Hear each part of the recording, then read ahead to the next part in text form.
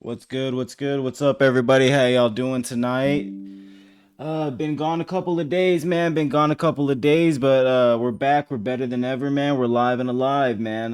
March 4th, 2026. Lots of news over the weekend that I didn't get to cover. From the Hillary and Bill Clinton depositions last week, right after that, we had the start of this whole U.S.-Iran war that we started with Israel, and we had the midterm primaries yesterday, last night. That's huge news. And what? Everything good? Um, you throwing me off over here. Throwing me off already. Ay, ay, ay. But yeah, man, we gotta cover the war, man. We gotta cover the updates. Lots to talk about. You know, um, gotta throw my thoughts out there as to the reason why we're doing all of this. Me personally, I don't want another war in the Middle East. I don't really feel as if America needs to be stuck in another long-term conflict in the middle of another country that we shouldn't be in, right? Hold on. Especially not for Israel. Nobody here in America wants American troops dying for an Israeli cause. I'm just saying that's just what it is. They want Iran completely eliminated off of the map. If they could, they would commit a genocide there the same way that they committed genocide in Palestine. But you can't do that to 100 million people. You can get away with it with a small region, I guess, in your own little vicinity, but you can't get away with it on a large scale in a country like Iran. Um, so they want to essentially weaken the regime so much or eradicate the regime that Iran never poses a threat to Israel ever again because, Israel's a little baby country surrounded by a whole bunch of big enemies. Poor little Israel, right? And then for us, we're kind of just playing global risk management here. We're just trying to make sure that the oil is protected and the oil stays friendly for America and that we get a good deal and a good rate on, and that Americans are suffering too much inflation, even at the cost of inflation temporarily. So yeah, man, we'll get into that. We'll dive into the entirety of it. Like I said, we got to cover James Talarico winning the Senate primary for the Democrats last night, and John Cornyn and Ken Paxton's leading to a runoff in late May. So we're gonna need to dive into that. And then the last 2 days, Krisiti Noem has being she's been testifying due to the fact that she's purely fucking incompetent, doesn't know what the hell she's doing. I mean, if you've watched some of these clips, especially like it's either she's lying blatantly to all of us, or she just doesn't know what's going on in her own department. And I think that every single one of us as Americans want answers as to why this agency has been running the way that it's been running. Just mass men running loose, committing and creating chaos all throughout cities throughout America, and terrorizing not just um, people who are not here, quote unquote, legally, but also American citizens. So, you know, I think that accountability definitely is lacking in this administration, and I think the American people are about tired and sick of that shit. I know that I am, and I know that I'm ready to see some of these people held accountable for their actions. Um, Give me 1 second. Let me pull up my stream manager here. Wouldn't that be crazy if I wasn't streaming already? I'm just like talking. All right, got it. I really should have had this pulled up before. Chat.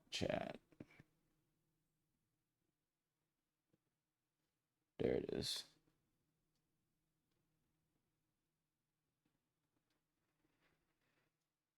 Alrighty. Go ahead and jump into his decision to enter into the war. To some of these videos here about some of the updates.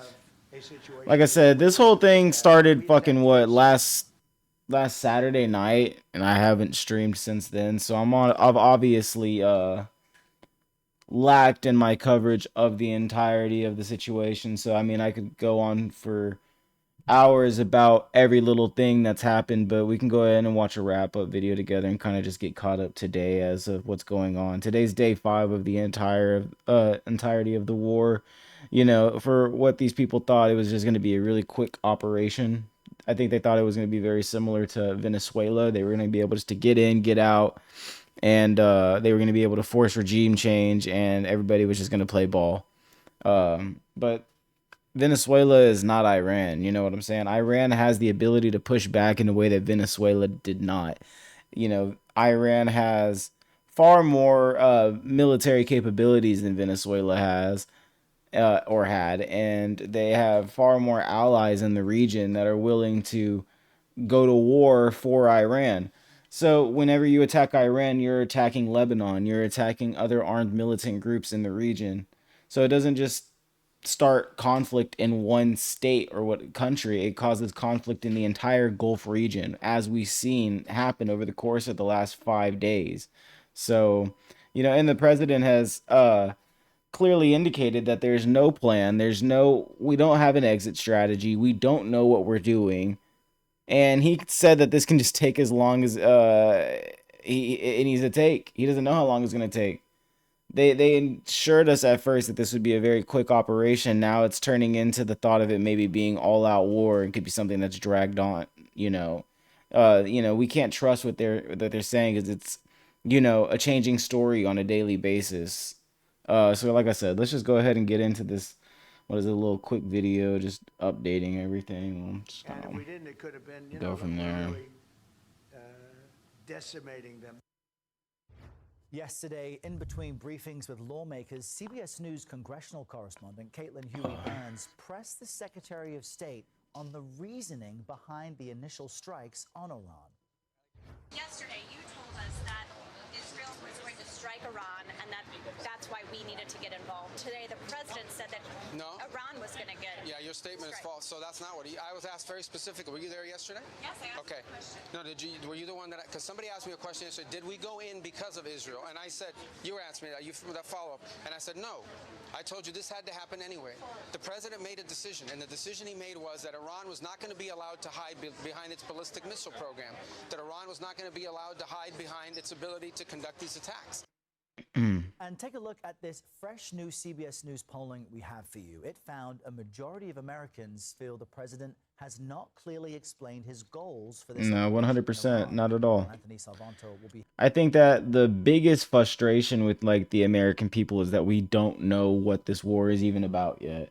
I mean, they've clearly tried to say that it's for the fact of we want to take down a regime, right? But at the end of the day, who knows what it could be? You know, most Americans feel very upset with the fact that we went into a war and nobody was even nobody was notified, or nobody really saw it coming unless you're paying attention to politics on a daily basis. If you're not watching, the daily movements of the government, then yes, you were caught off guard with this entire situation. And, the administration still has not been able to deliver a clear goal of the entirety of this operation. Yeah, all right, you killed the Ayatollah.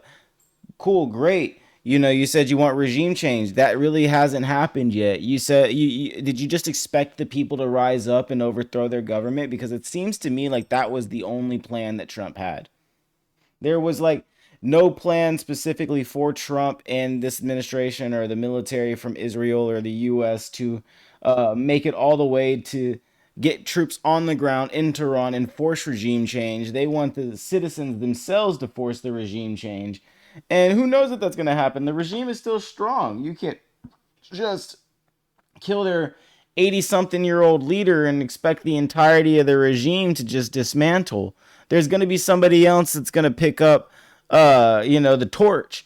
And they're already talking about his son, doing that. So you didn't kill the movement because you killed one person. That's a stupid and delusional thought process to have, especially for high-ranking officials within the administration. Why would you think that you can simply just kill their old ass leader and then they would just all come together and overthrow their government? Not everybody in Iran is against the regime. You have to understand that there are also pro-regime supporters there, just like not everybody here in America is anti-MAGA. There are a lot of pro-MAGA people here in America. There are a lot of people that felt as if the protesters deserved it, even in Iran. What you don't understand is that the majority of the people have been programmed to not overthrow their government. They're not going to do something like that.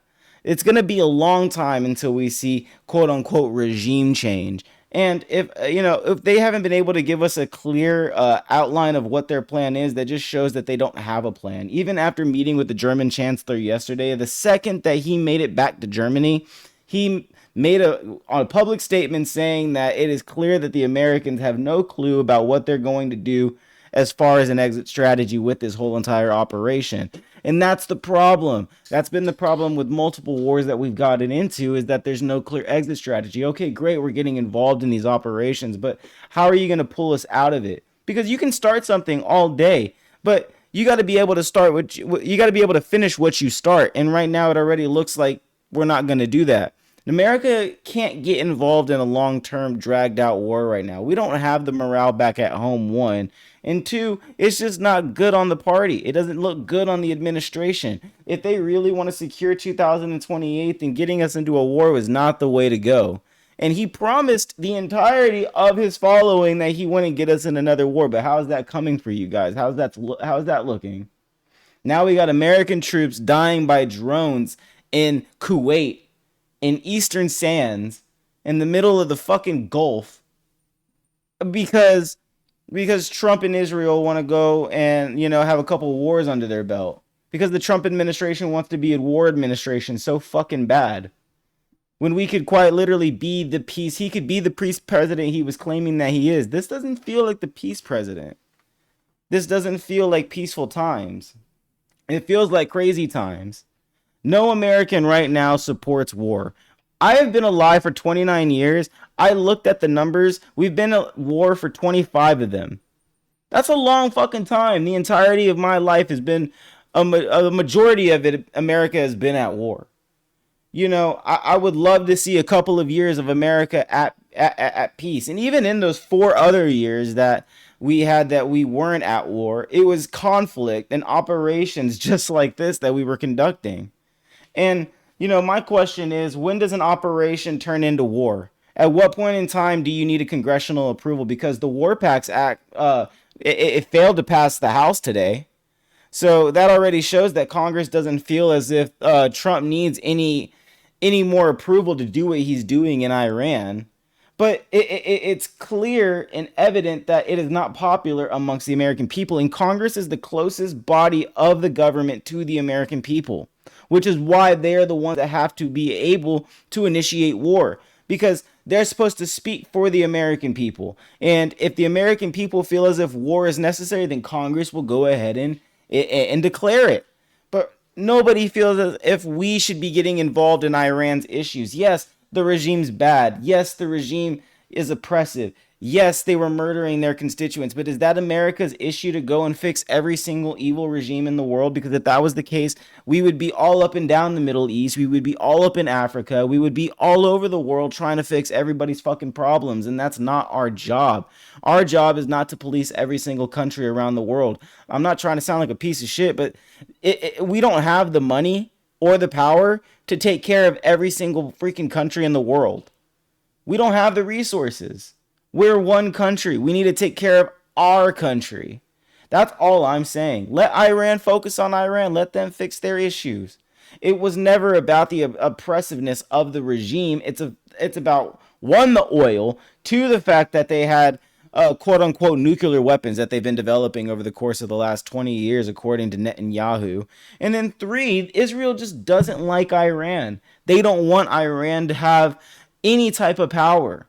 They want big bad Iran to fucking fall as a country because they want to control Iran. They want to control the Middle East. Have you seen Iran? I mean, Israel. Israel is a tiny fucking country. It is small as shit. You can't tell me that they don't have imperialistic ideology the same way that Americans have it. If they're buddy buddy with America, then there's definitely going to be some imperialistic ideology there.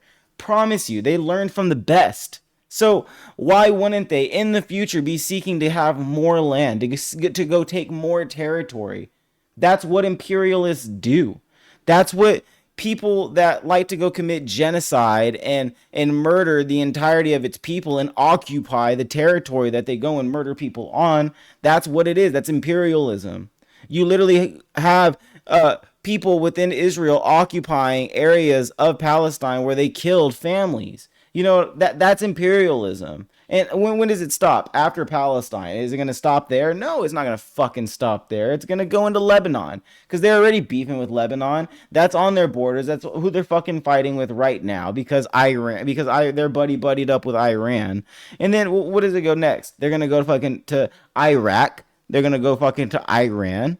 Well, you don't think that they don't want Saudi Arabia? You don't think they want any of these other surrounding countries because they feel threatened by all of these Islamic nations surrounding this little tiny baby Jewish nation?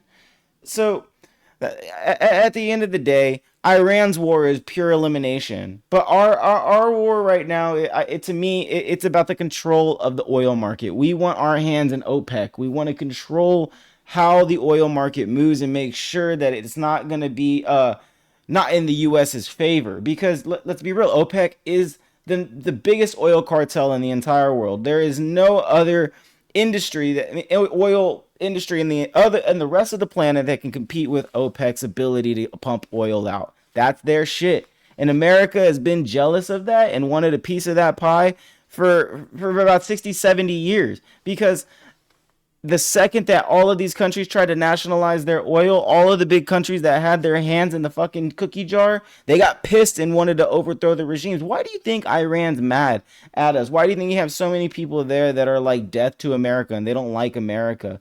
You act as if Iran is just mad for no fucking reason. There's a long history there of us fucking with them and fucking with their with their administration, regimes, whatever. Foreign policy is the bitch. We literally overthrew a democratic regime. One of the first CIA operations back in the 50s was overthrowing a democratically elected president or whatever the fuck they probably called it. And he wanted to nationalize their oil. And because of that, America was threatened. Not just America, Britain, and France. They were all threatened because they already had their hands inside of Iran's oil industry. So what did they do? They backed the Shah, and the Shah was oppressive. The Shah had secret police, did all kinds of shit. Yeah, you see all these great pictures of the way that people were living in the 70s and shit, but people don't realize that the Shah was still oppressive to his people. He was not popular amongst his people either, which led to the rise of the fucking revolution. So you could say that America's involvement is what led to the Islamic Revolution back in 79. If America didn't feel like it had to get its hands involved every single place that threatened its fucking capital interest, then maybe these issues wouldn't be persisting right now, currently in these countries. Every single one of these countries that is suffering, every single one of these countries that is going through some type of regime issue, it probably has to do with American involvement somewhere down the line. Somewhere down the line, somebody wasn't playing ball with America, so we fucking sent them and their country back into the Stone Age, bro. To the point where there would be no progress, nothing but chaos in the countries. And that's just facts, man. I mean, and from there, yes, Iran and its administration and regime did horrible things to its people. And America might have backed out, but we still fucking backed other regimes that went to war with them. We backed Iraq to go to war with Iran in the 80s just to fucking turn our backs on Iraq right after. Why? Because of oil. Because what did Iraq try to go do then after that? Go try to take Kuwait's oil. And then we were like, fuck no, you're not taking Kuwait's oil. And then the biggest Navy SEAL operation in history History, to this day, the biggest Navy SEAL operation was to protect Kuwait's oil. Navy SEALs, the best of our best. The biggest Navy SEAL operation was only to protect oil. Every single operation conducted in the Middle East is for the preservation of oil, because oil runs the world. And America wants to run the entirety of the oil industry.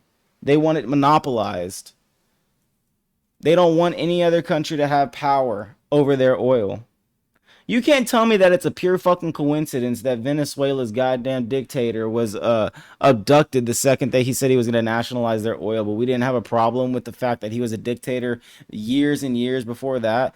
We're fucking friends with dictators. We're friends with Saudi Arabia, dictator. We're friends with the UAE, dictator. We're friends with Turkey, dictator. All right, I might be overstepping, but at the same time, tyrannical and oppressive. They do questionable things. Egypt. All of those countries suffer from dissent, right? They are, political opponents are eliminated, right? People are not allowed to speak out against their government. Media is silenced. It's controlled. But you don't see the American government having issues with those countries because those countries play ball. Those countries got oil and they cut America a nice break. They cut them a nice discount because they fold into the American global economic cartel. That's why you got nothing but the corrupt Justice League on the Board of Peace. All of the most corrupt countries in the entirety of the world are on that bitch. Not one good fucking country joined that motherfucker. Look at the pictures from that shit like 3 weeks ago. Board of Peace my ass, and then we start a war. Then we go and start a huge chaotic conflict in the Middle East that's affecting the entirety of the Gulf region. That's infecting all of the people there. That's affecting, all kinds of civilians.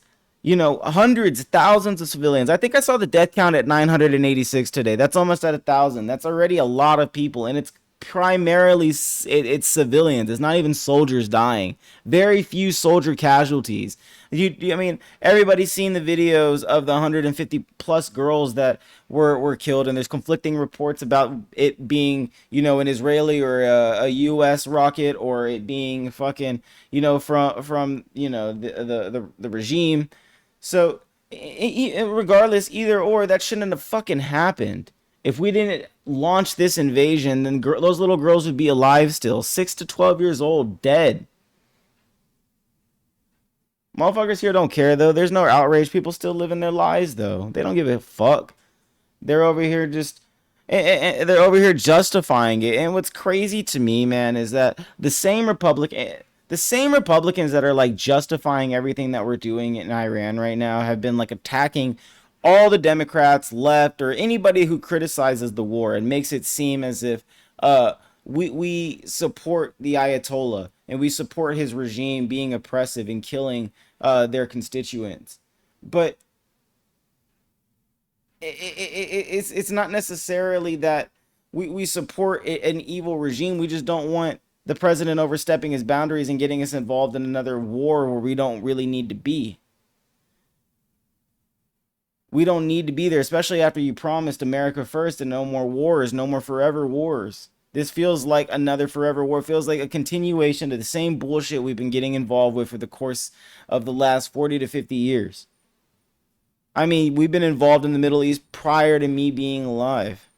And then these same people who are defending what we're doing in Iran, blah, blah, blah. Oh, blah, blah, blah. They're like, oh, now y'all are pro-Islamic? After y'all ran the biggest fucking propaganda campaign all of 2025, while you have tons of conservative politicians and conservative content creators pumping an agenda and a narrative that is all Islamophobic and anti-Middle Eastern and saying that they're coming here and they're taking over. What, now you're fucking pro-Middle Eastern? Now you're like, oh yeah, let's free them? Y'all don't give a fuck about Palestinians and now you're like, free Iran? The fuck?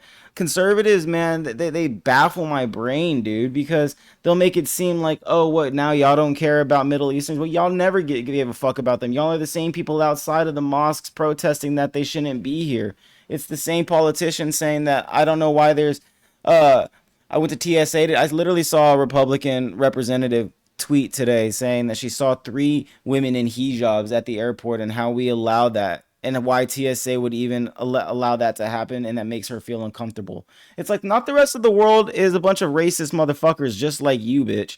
You know, not every single one of us was raised in the Klan. You know, we don't all look at people that are different ethnicities as a fucking threat. Because I don't know, man. I feel like just people, especially like white people, are so, and Christian nationalists and conservatives are so afraid of anything that's different. Anything that's different. And then they'll try to say that this was over, you know, the justification of freeing the Iranian people. We want to help these good old Middle Easterns out while y'all hate Middle Eastern people here in the States. It makes no fucking sense. It's because you people want the oil. It's because y'all want to control the world. I mean, y'all don't ever think about the people who are affected by America's actions. Y'all just are like, oh yeah, go America. Fuck yeah, my president will take your president. But do you not think about the people there living in those cities who are affected by the bombs that are being dropped? Do you not think for like 2 seconds about the people who are affected by our military aspirations, by these combat operations? I don't think any of you think for a second about the rest of the people. Y'all just look at them as third world rate animals. It's fucked up because y'all don't see that that's a human, that that's a person. Y'all claim that y'all stand on humanitarian values. Y'all claim that y'all support this war because it's a humanitarian cause. But how humanitarian is it that 150 girls were killed and bombed and put into mass graves? That doesn't feel very fucking humanitarian to me. It feels pretty fucking imperialistic. Here in just a few minutes to walk us through how Americans are feeling about the war and other questions that were asked. The government has now identified 4 out of 6 Americans killed by. Look at that, 4 out of 6. 4 out of 6. That's all we could identify right now. Look at that, man. A 20-year-old. A 20-year-old. That's a kid, dude. I'm 29. This dude would. That means he was born in like 2000 and fucking 5, bro. 2006. That's a baby. 2006. Dead by a drone in Kuwait. You know what I'm saying? Was it worth it? For what? And for Trump to go on record to say that, oh yeah, it's sad and many more Americans are probably going to die. Bitch, many more Americans will probably have to die. Many more people will probably have to die. You go and duke it out. You go put yourself in the midst of all of this and go fucking deal with the regime. You go fight this fight. I'm so fucking sick and tired of elite individuals saying that it's our fight. Bitch, this is your fight. You get out there and you go, put your money where your mouth is. This is not something that we as a people started. This is something that you as the elite administrators of the country did, not us.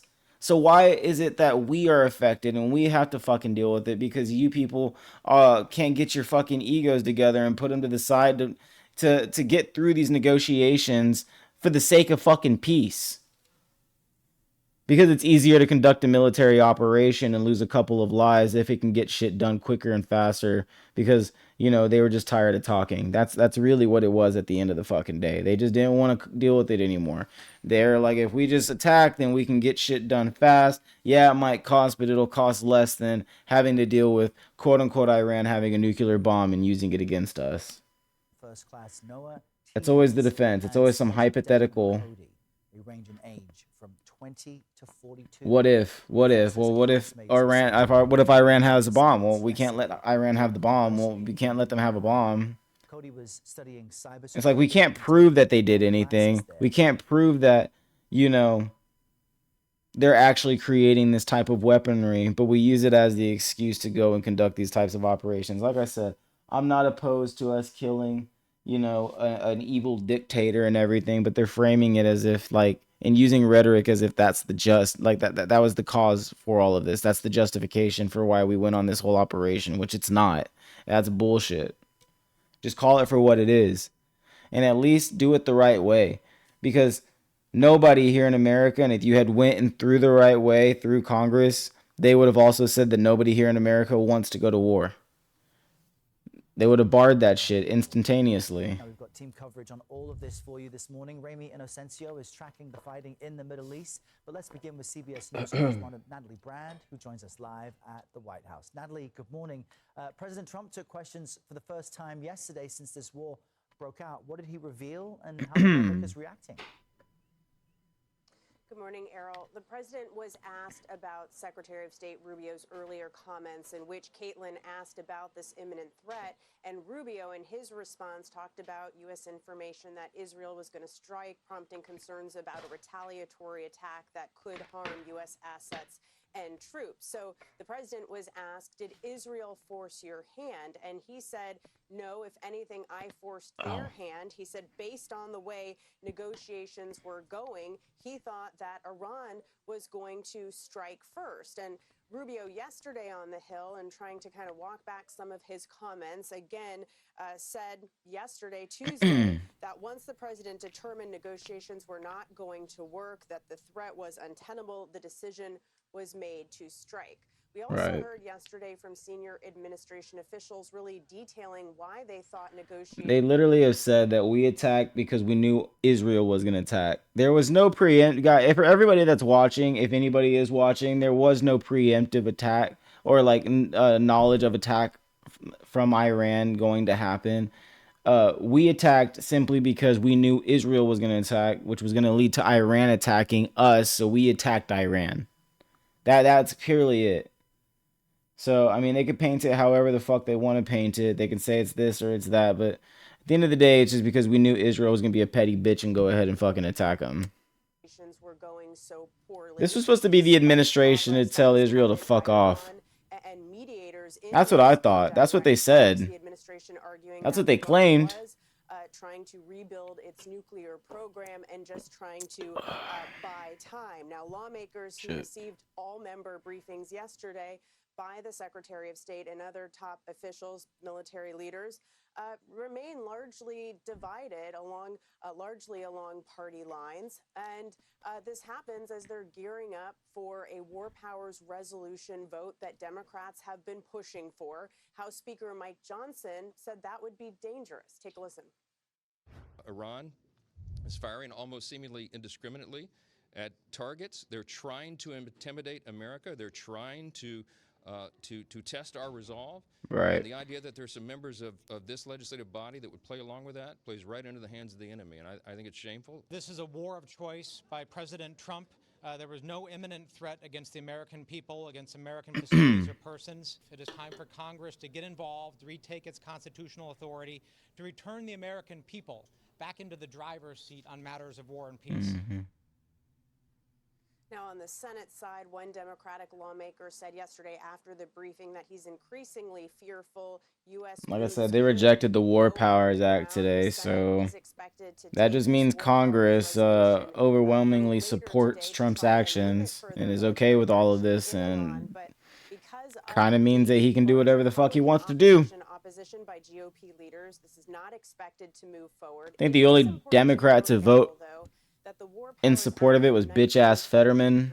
I don't even understand why John Fetterman claims that he's a Democrat. That dude is like such a fucking moderate centrist that he's a fucking Republican. He's always talking shit. He's like, oh, I don't care if I lose my base. Bitch, you've already gained a new base.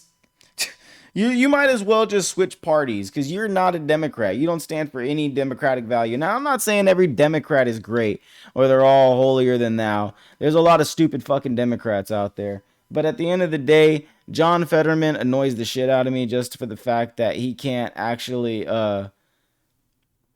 It seems as if he's already been bought out. He doesn't have balls. Yeah, exactly. Like, he don't stand on any business, bro. Dude only wears a suit whenever fucking Netanyahu's in town. For more than 60 days without congressional authorization. Other than that, he's in fucking Congress with sweats and shit on. We turn now to CBS News foreign correspondent Remy Inocencio. He's in our London bureau. Remy, good morning. I understand Israel launched a Kind of first annoyed that round of TikTok wouldn't strikes let me go on live. Tehran overnight. So where does the fighting stand right now? Yes, Errol, good to Like, see how you. the fuck am I gonna get 50 followers, bro? Ain't nobody want to follow me right now. Reporting just in that I'm gonna go make 6 50 bot IDF accounts. sites in Iraq and Saudi Arabia have been hit by drones. This is according to two Huh? sources, one in the intelligence community and one in the Gulf. This happened over the past few days, now coming to light. At the site in Iraq, we understand that no Americans were present. At the Saudi site, no casualties were reported, but no mention here of Americans. For now, the CIA and the Saudi embassy are not commenting, so we will get you more on. Look at that right here. They want all of this. Little baby Israel right here. Little baby Israel. They want all of this to be the United States of Israel. That's what they want, man.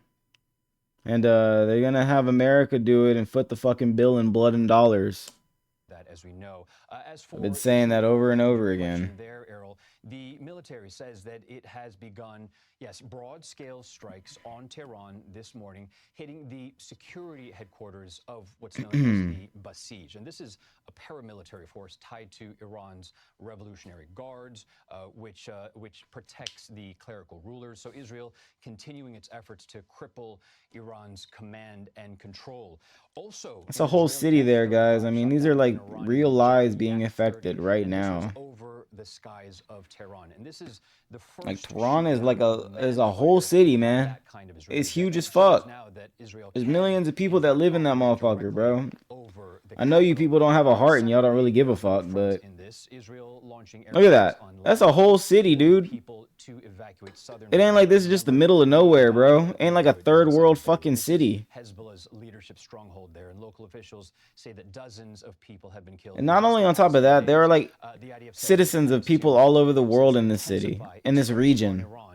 Like, America and Israel conducted this operation so like irresponsibly because there were citizens, like Bangladeshi citizens, there were French citizens, there were United States citizens, there were British citizens, there were citizens of Africa, there were citizens from other Middle Eastern countries. I'm sorry if I can't remember every single one, but there were Filipinos, there were like there are other people from other countries who are dying right now, not just Iranians. Iranians might be the overwhelming majority of the people who are dying, but Americans, Iranians, and other people from all over the world are in the region and being affected right now by this irresponsible operation that has no clear exit plan, that has no clear plan whatsoever. Operation Epstein. World War Epstein. All because this dude can't fucking... All because he can't admit that he was on this island fucking doing what he was doing, bro. Sure. What we're seeing reportedly coming out of Tehran, and the pictures we're seeing, is that many people have fled. And this is a city normally of 10 million people. It's now... Look at that. 10 million people. He just said 10 million people. And all these people had to flee their homes. People like me and you that are having to flee their homes, leave their entire lives behind because of an operation conducted by our country. That's why I said y'all don't think about the people who are affected by the bombs that we drop. Y'all just look at the bombs that we drop. You just look at the American operation and say, fuck yeah, brother. God bless the troops. People who are still there, largely staying indoors because of those airstrikes, and getting a new death toll update. Across Iran, the death toll has now jumped from about 800 from yesterday to nearly 1,100 overnight. This is according to 1,100 deaths. Rights watchdog called Harana. And we're also learning that the funeral that was planned for today for Supreme Leader Ayatollah Ali Khamenei has now been postponed. In just the past couple hours, state media had said it would begin today, last 3 days, but now they're saying because of what's called unprecedented presence of mourners, basically a lot of people, means that a new date will now be announced. We know Khamenei killed Saturday. State media says now as well today that a new supreme leader will be revealed soon. It will only be the third, though, since the Islamic Republic was established back in 1979. But Sanam Vakil, an Iran expert at Chatham House here in London, told me that the system of mullah rule may be changing. Take a listen. Don't rush cherry dark chocolate. That styes. I don't think Iran's quote-unquote miracle rule is going to survive. I'm of the view that the death of Ali Khamenei is ushering in a new phase of governance inside Iran that won't be legitimized through clerical ideology or religious ideology. I think the system is going to transition towards a military republic. And she tells me there is a short list for the next Supreme Leader. And we're also seeing from Reuters right now that the late Supreme Leader's son, one of four, his name is Moshtaba Khamenei, has survived recent attacks, and he is in the running possibly as the next likely successor and with potentially the next target on his back, Errol. All right, Remy Inocencio with the latest developments there for us out of our London bureau. Remy, thanks.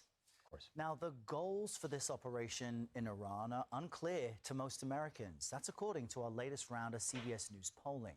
Take a look at this. There is significant skepticism out there as well. 45% of Americans say the U.S. military action against Iran will actually make America less safe, while 31% responded it will make the U.S. more safe.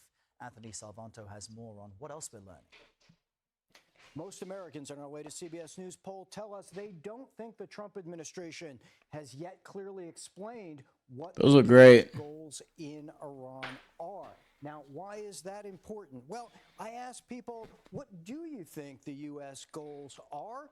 And there's a very wide range of views here. Some say it's to change Iran's leadership, to stop Iran's missile and military capabilities, to prevent Iran from producing nuclear weapons. But what really stands out is how long people think this might go on. Look at this range of things. Just a quarter think it's going to be weeks or days, but another quarter think it's going to be months. Others think years, and some are just not sure. That's important because it's closely tied to whether or not people support it overall. So take a look at this. If you think it's going to be relatively short, days or weeks, you get strong approval, but disapproval goes up the longer you think it's going to go on. Net, you do see by party overall approval from Republicans, from the president's Republican base, but less so from independents and Democrats. And then that comes out to this, your overall approval, 44% more disapprove right now. That's the latest from the CBS News poll. I'm Anthony Salvanto in New York. Thanks, Anthony. China is bracing for a severe economic disruption as the war with Iran expands. The disruption to the oil trade in the Strait of Hormuz will be a major pain point for Beijing. According to 2025 data, Iran has sold up to 80% of its oil to China. And overall, the majority of the country's energy supply comes from the Persian Gulf. CBS News foreign correspondent Anna Coren spoke with the president of the Center for China and Globalization. He says it's not just Beijing that will be impacted by this. This is really a man-made kind of a crisis. Some say that this war in Iran is part of President Trump's grand strategy to contain China. President Trump is doing self-harm as well because it hurts European countries, it hurts all G7 countries, it hurts the U.S. as well.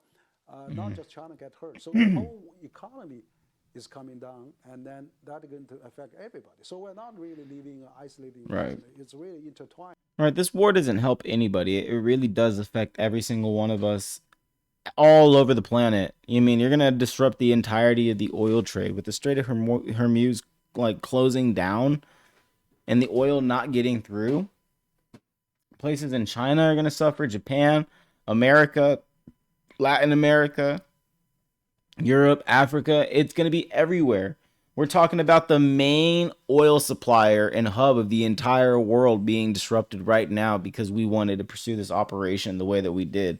This sloppy, messy, shitty ass operation to cover up the Epstein files from getting released. It was getting closer and closer to us getting to like some real evidence here and some real justice, and it's like out of nowhere now we're getting distracted by this war that this administration just wanted to throw on us out of nowhere. It's not just oil that makes Iran valuable to China. Our Lindsay Reiser spoke about that with Zenab Rabua on the Daily Report last night. She's a research fellow at the Hudson Institute and a writer for the Free Press, which shares the parent company Paramount Skydance with CBS News. One thing that I think Washington does not talk enough about until really yesterday when Secretary Rubio made it very clear, and is that China is building and bought the missile program of Iran. Chinese firms supplied guidance systems, they supplied precision components for really decades. And they do so because a very aggressive Iran is a very useful Iran, so that the Chinese can reach out to Gulf countries, which are U.S. allies, and play the mediators. And we've seen that with how the Chinese brokered an Iran-Saudi normalization agreement. As you may recall, President Trump has a Right. high-stakes summit with President Xi Jinping at the end of this month. Some analysts say that Washington now has a leg up heading into that summit. Ay, ay, ay. Welcome to the News Hour. The U.S. Defense Secretary said today that the war with Iran has only just begun, and the war expanded once again. Iran, for the first time, fired a drone into NATO territory, and the Right. U.S. used a torpedo fired by a submarine to sink Like I the said, warship. all I'm telling people is that this war, ain't nobody here in America want us to be fighting right now. Like, Israel can go and fight Iran all that they want, but do we really have to involve American troops in the entirety of the issue? Does it really have to be an American-backed war? For the first time since World War II, the U.S. says it has struck more than 2,000 targets. Iran's We need to be health ministry focusing on the says more than policy issues here at 920 people home, there have been not killed. distracting from the Nick Shifrin midterm starts our issues. They just don't want us talking about the Epstein files anymore. They don't want us talking about the real issues. Like, come on, really? Like, right after Bill Clinton's deposition, we start the war that night. It feels a little fishy, man. It really does. Today, Tehran woke to terrifying booms that engulfed the night sky in flames. By day, the capital's Revolutionary Square battered, many buildings broken, and structures shattered as rescue workers prayed for the dead. Monira Tehrani cannot believe what she's seen. I hope this ends sooner, and so many people won't be killed anymore. Whatever. But yeah, man, you know, lots going on in Iran right now, dude. See what else we can find. I think Hegseth was talking about some shit today here. Let's see. I gotta. On the continuing conflict in Iran. Oh, that's Israel ugly. What launched the new fuck did I strikes on do? Tehran this morning. It also sent troops into Lebanon, and the IDF says it shot down an Iranian fighter jet. Meanwhile, here in the U.S., President Trump is defending his decision to enter into the war. I thought we were going to have a situation where we were going to be attacked. Here we go. See what this guy has to say. Well, good morning.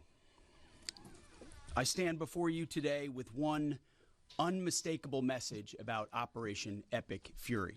Operation Epstein. America is winning decisively, devastatingly, and without mercy.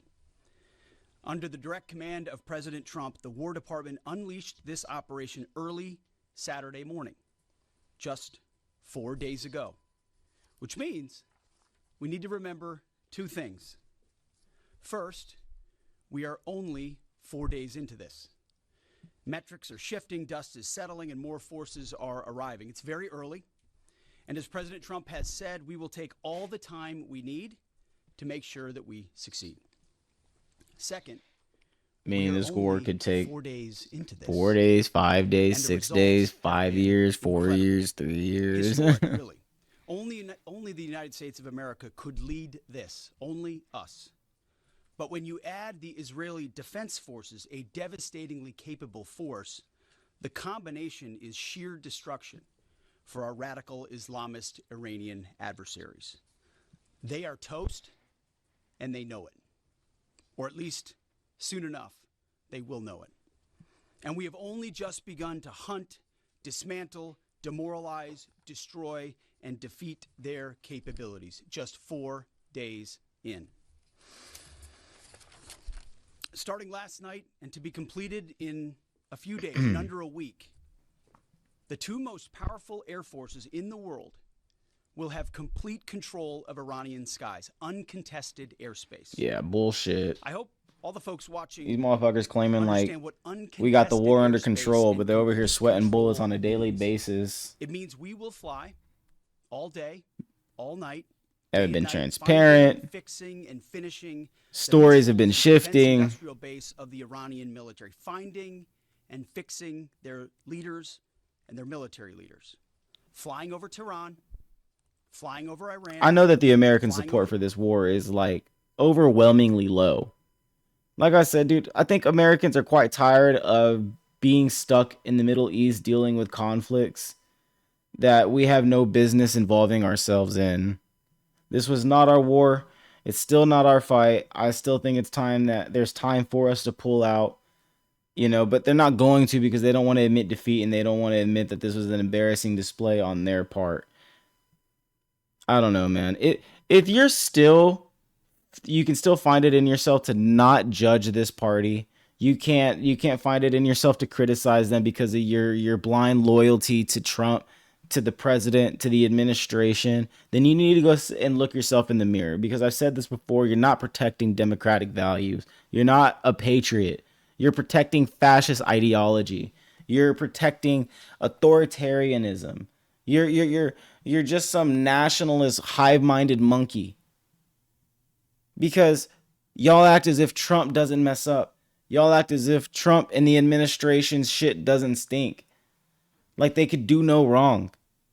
But they have made it clear that they have no exit strategy for this entire operation. What they've already gotten us into. It might be too late to turn back the events that have already unfolded. I mean, Trump has already said that it's too late. The second that the first bombs dropped, it was too late. So when you have the president having that type of rhetoric, that just shows that he's prepared to full on out go to war over this shit. Because I say it time and time again, he wants a war under his belt. He wants to be a wartime president. He wants to be a wartime administration. He wants to go down as a great wartime leader. But you're not going to have it, dude. You're not a great wartime leader. This dude's 80 years old, dude. He's already been like caught on video pissing and shitting himself, dude. Like he's not coherent. Do y'all not realize that 80-year-olds shouldn't be running any fucking country? Trump's not all there, bro. If you take away his teleprompter, then he would not be able to deliver any speech effectively or coherently, as if any of his speeches are already coherent. He is weak and his mind is decaying on a daily basis, and it's evident right in front of us. And he wants so much so to go down as some legacy president. And he might go down in history, but not for good reasons. Not because he'll be a famous president that did great things. It'll be an infamous president. You can't make America great again while constantly getting us involved in global conflicts that we have no business being involved in. You motherfuckers didn't like it when Democrats were getting us involved in Middle Eastern conflicts. Nobody likes it when Republicans get us involved in Middle Eastern conflicts. Get us the fuck out. It's not our business. We already have, military bases all over the Middle East and in the Gulf. We already control the bitch. We don't need to control Iran as well. But you guess what? We want to, because we're greedy. Because we're stingy motherfuckers. We want everything. We want to get our hands in every little piece of territory that has an abundant amount of oil. It's always about the oil. The money and the oil. That's it. If you think that this is about humanitarian,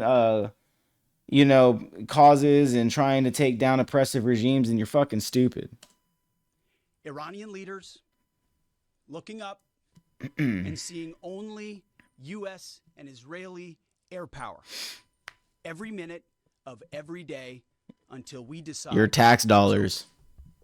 In Iran, your tax dollars dropping every day upon these innocent people, upon civilians. I told you that the death count is 1,100 now, and it's predominantly Iranian civilians. Yeah, they've gotten a couple bad guys, but it's like that's the American way. Yeah, we get a couple bad guys, but at the cost of killing 1,100 civilians, at the cost of killing 150 fucking kids. Fighters controlling the skies, Fight dirty as fuck, targets, man. death and That's destruction dirty as hell. from the sky all day long. We're playing for keeps. Our warfighters have maximum authorities. We're playing for keeps, right? Because we want Iran. Truly. We want to control that bitch. Same way we control Venezuela now. We want to control the market. Designed to unleash American power, not shackle it. This was never meant to be a fair fight, and it is not a fair fight. Right. We are punching them while they're down, which is exactly how it should be. Thus far, Operation Epic Fury has delivered Operation twice the air power Epstein, of shock and Operation awe Epic Failure. in 2003, minus Paul Bremer and the nation building. It feels as if they named the Operation Epic Fury because they wanted the search results for Epstein files to be like minimized. They wanted the algorithm to push something different as the top search result because this quite literally would take over the entirety of the news. As it has, and cause major distractions from all of the major news reports from last week on the Epstein files. Ain't nobody talking about that shit now. Larger waves are coming. Ain't nobody speaking on it. Started.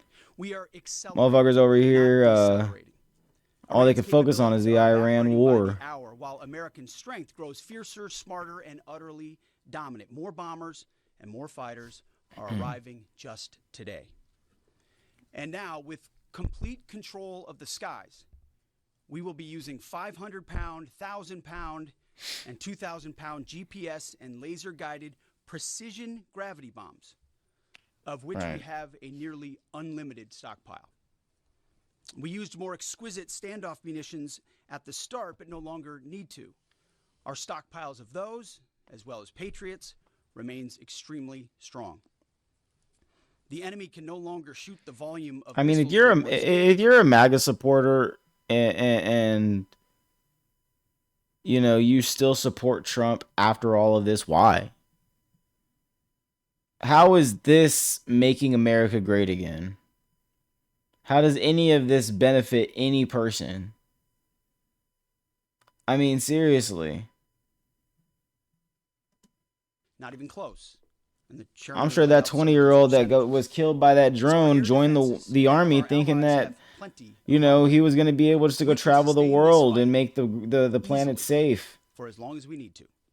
Didn't think he was going to get involved in a war because Trump promised not to get us involved in another one. You may not see much right? of it because Fuck. the IRGC shut off So I the internet thought. to the entirety of the country. They blind their people on purpose, just like they kill their own on purpose. Much was made of the volume of missiles Iran was able to shoot in the first few days. And sadly, as we projected, a few got through and killed 6 of our best, who will hopefully arrive home soon. We will avenge them, no doubt.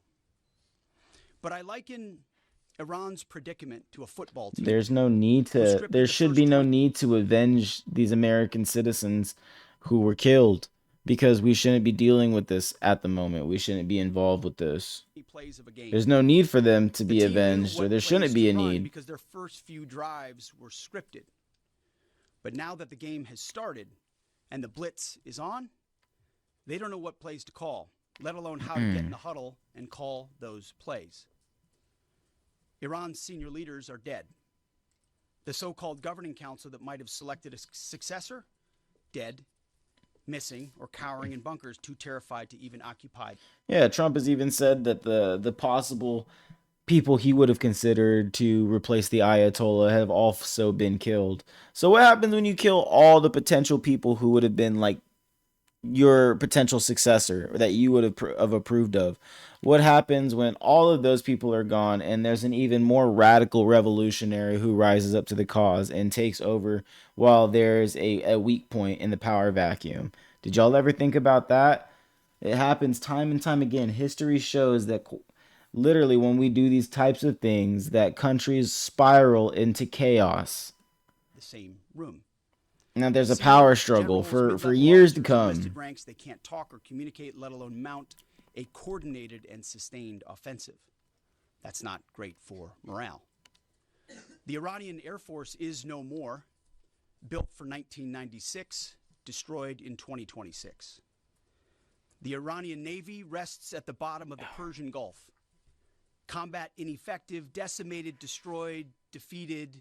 Man, these things hurt my ears. In fact, last night, we sunk their prize ship, the Soleimani. Looks like POTUS got him twice. Their Navy, Oh, no, not that's a okay, fact. baby. Pick your Thank you, though. adjective, it is no more. In fact, yesterday, in the Indian Ocean, and we'll play it on the screen there, an American submarine sunk an Iranian warship that thought it was safe in international waters. Instead, it was sunk by a torpedo. Quiet death. The first sinking of an enemy ship by a torpedo since World War II. Like in that war, back when we were still the War Department, we are fighting to win. Also, yesterday, the leader of the unit who attempted to assassinate President Trump has been hunted down and killed. Iran tried to kill President Trump, and President Trump got the last laugh. Now, this is not a mission accomplished situation. This is simply a reality check. The combination of U.S. and Israeli intelligence and combat power will control Iran, and will control it soon. Sure, Iran will still be able to shoot some missiles and still be able to launch one-way attack drones at civilian targets, and their proxies will attempt to attack our embassies, bases, and soft targets. They are terrorists, after all, and they need to target civilians because they can't fight toe-to-toe. But we will find them, and we will kill them. This is what the fake news misses. We've taken control of Iran's airspace and waterways without boots on the ground. We control their fate. But when a few drones get through or tragic things happen, it's front page news. I get it. The press only wants to make the president look bad, but try for once to report the reality. The terms of this war will be set by us at every step. As I said Monday, the mission is laser focused. Obliterate Iran's missiles and drones and facilities that produce them, annihilate its navy and critical security infrastructure, and sever their pathway to nuclear weapons. Iran will never possess a nuclear bomb, not on our watch, not ever. And this is why President Trump's moral clarity on Iran today is so vital. Unlike the past, where vague red lines and endless negotiations let Iran fund terror and inch ever so slightly toward a bomb, this president sees the threat plainly and acts decisively. No more half measures, especially when Iran is at its weakest. No more letting Tehran play for time while our people pay the price. His leadership ensures that we finish what we start and that we protect our warfighters by crushing the enemy before they can strike again. Our offensive operations, refined through months of relentless preparation, are unstoppable. And our defensive efforts are unprecedented. We have from the start the protection of our troops ahead of everything else. Before we very publicly built up offensive combat power, we quietly ensured that our defensive posture and power was in place. Right. And as we built up offensive combat power, we moved the vast majority of American troops, over 90% of Americans that were on our bases, what we say off the X, out of the range of Iranian fire. Our defensive shield is equally formidable, the most sophisticated air and missile defense network ever fielded. Thousands of Iranian missiles and drones have been intercepted and vaporized. Tens of thousands of American and allied lives protected. We have pushed every counter-UAS system possible forward, sparing no expense or capability. And like I said, this does not mean we can stop everything, but we ensured that the maximum possible defense and maximum possible force protection was set up before we went on offense. In closing, as President Trump told German Chancellor Merz yesterday, Basically, all he's saying is, yeah, we got strong weapons. We have weapons that'll obliterate all the people. There's strong missiles. America's strong. Blah, blah, blah, blah, blah. Who gives a fuck, Pete? Fuck Pete. States was going to strike. The president had a feeling, again, based on fact, that Iran was going to strike the United States, was going to strike our assets in the region, and he made a determination to launch Operation Yeah, Fury fucking based on love it. all of those reasons. And Let's watch that shit. I did hear about that. Let's see. The whole thing's here. It should. Let's see. Um.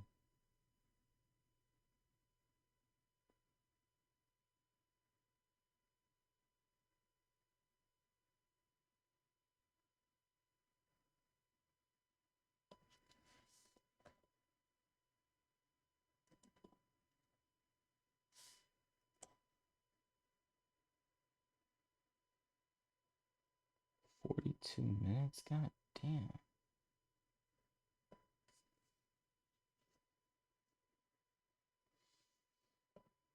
I'll take your questions.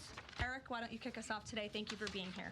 Thanks so much for having me. It's great to be here. As you mentioned, Iran's regime, its leadership has largely been decimated.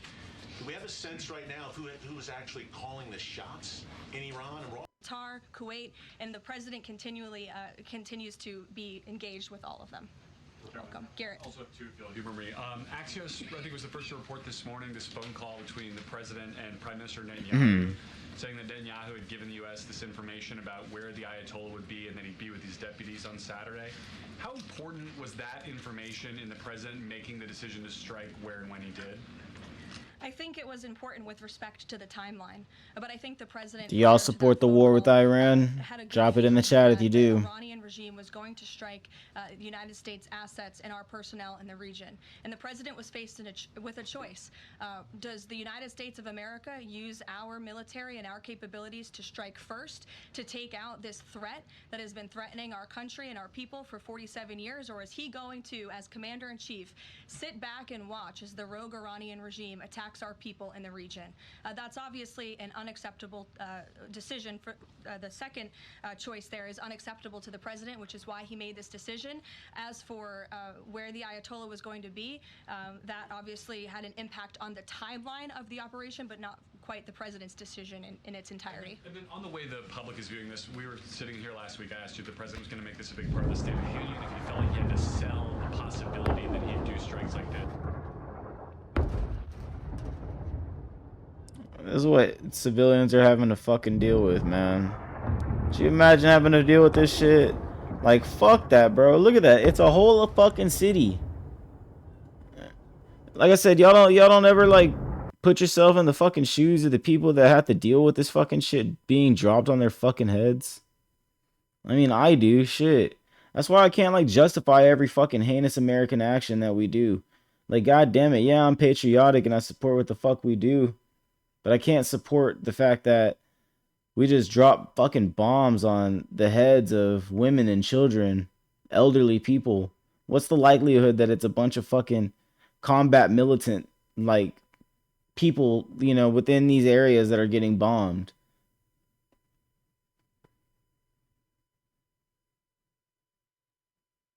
Worried about the prices going up. Look at that. That's what I was... Mass graves, bro. Look at that. That's just hundreds of graves being dug up for them little girls, dude. Thousands of people went to that funeral.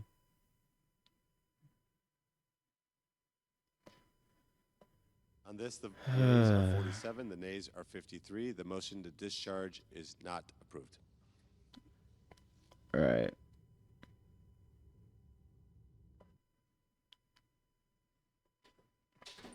They're like, yeah, we just want to give the president unprecedented powers to do whatever the fuck he wants to do.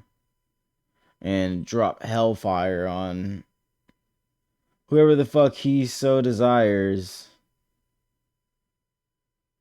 Oh, man.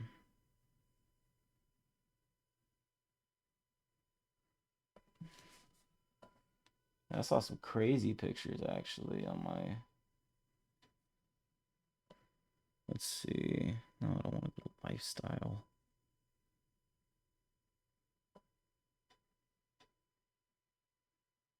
US, let's see.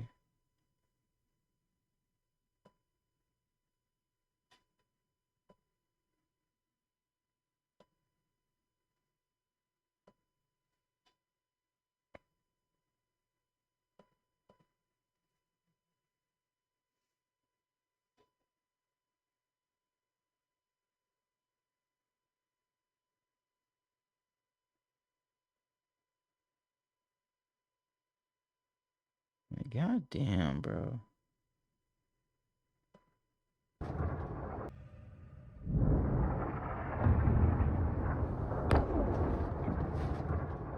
Damn, bro.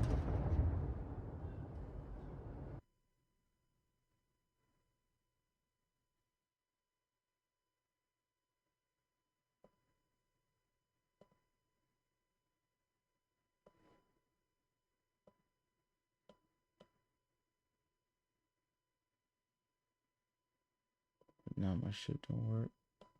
That are taking off intermittently from these countries, and we plan to get Americans on board as quickly as possible, again, free of charge to them. And we have some additional measures that I think will be announced in the coming days. Again, I can also reiterate from the president's perspective, this is something he's brought up direct. Your small business taxes handled. All your unique deductions found. Libby, go ahead. Thank you, Caroline. A two-part question for you. First, has the president spoken with the family members of those U.S. service members that were killed? Second, given what you've outlined throughout this entire briefing, I mean, the United States has sunk a bunch of Navy ships. We've hit all of these targets. What can Americans expect the goal to be moving forward now that the U.S. has accomplished all of this? What is victory, given we've even taken out Iran's supreme leader? That was an explicit goal. Again, victory will be determined by the commander-in-chief once the goals and the objectives that we have repeatedly laid out are fully realized. Again, we just, in the next few hours, will be achieving that dominance over the skies, which means the United States military will be raining missiles and weapons down on Iran to hit these specific targets. Great, more that bombs been to be identified dropped on as innocent crucial to take civilians, out, right? by the Department of War. John? Her answer to the question was, yeah, we're just gonna drop more bombs on Iran. That's our plan. The dignified transfer for these families. Given what Secretary Hegseth said this Fucking morning, idiot. is it the position of this administration that the press should not prominently cover the deaths of U.S. service members? No, it's the position of this administration that the press in this room and the press across the country should accurately report on the success of Operation Epic Fury and the damage it is doing to the rogue Iranian regime that has threatened the lives of every single American in this room. If the Iranian regime had their choice, they would kill every single person in this room. And so we can all be very grateful that we have an administration and that we have men and women in our armed forces who are willing to sacrifice their own lives for the rest of us in this room and for every American across the country and for every troop that is based in the Middle East. That's what these... Secretary Hegseth was complaining that it was front page news about these 6 service members who were killed. That's not what the Secretary said, Caitlin, and that's not what the Secretary meant, and you know it. You know you are being disingenuous. There is not... We've never had a Secretary of Defense who cares more. Drones get through or tragic things happen. It's front page news. I get it. The press only wants to make the president look bad. Yeah, As you know, we cover the deaths of U.S. service the- members under every president. The press does only want to make the president look bad. That's a fact. Especially you. No, listen to me. Especially you and especially CNN.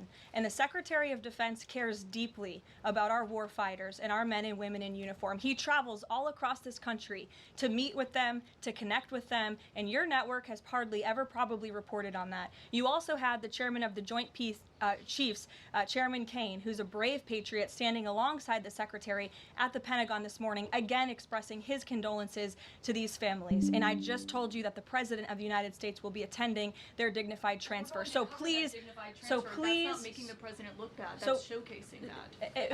And we expect you to cover that as you should. We expect you to cover that as you should, Caitlin. But you and your network know that you take every single thing this administration says and tries to use it to make the president look bad. That is an objectable fact. I don't think covering troop deaths is trying to make If you're trying to argue right now that CNN's overwhelming coverage is not negative of President Donald Trump, I think the American people would tend to agree, and your ratings would tend to disagree with that as well. Go ahead. So instead of answering the question, she just went for... It's typical of Caroline Levitt, to be quite honest with you guys. She just deflects. But like I said, like, do y'all not like see the pictures of stuff like this and just like realize that real people are being affected? Like, these are real lives on a daily basis that are being bombed. People are losing family members on a daily basis who aren't even a part of all of this, because 9 times out of 10, it's people who have nothing to do with world leaders. They have nothing to do with these world leaders' disagreements. We suffer. The people suffer. Kids suffer. What, 165 girls? Is that what they're saying? 165 between the ages of 7 and 12.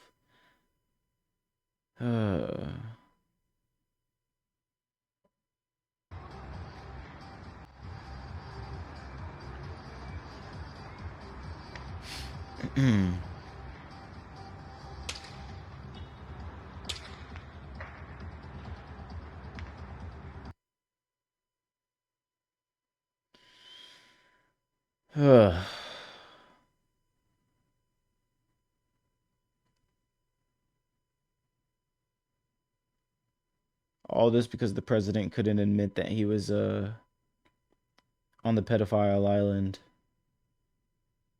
We're gonna go into World War III because of Epstein.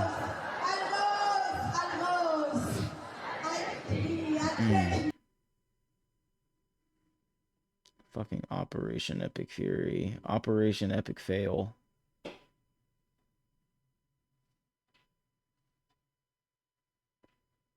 Ugh.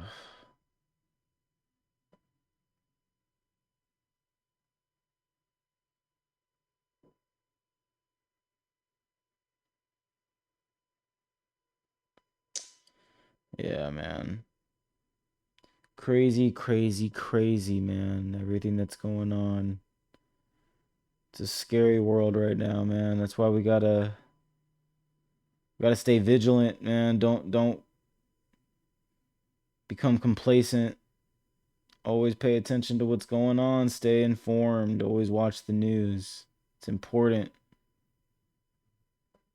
Look at this. No one wants to fight for Israel! His hand!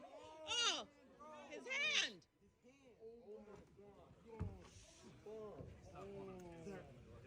Damn. Damn, they fucking broke his hand in the door. That's insane. Dude.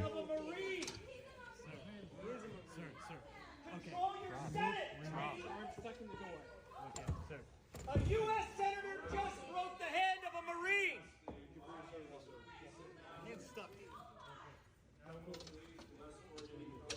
A U.S. senator just broke the hand of a Marine. You're a coward.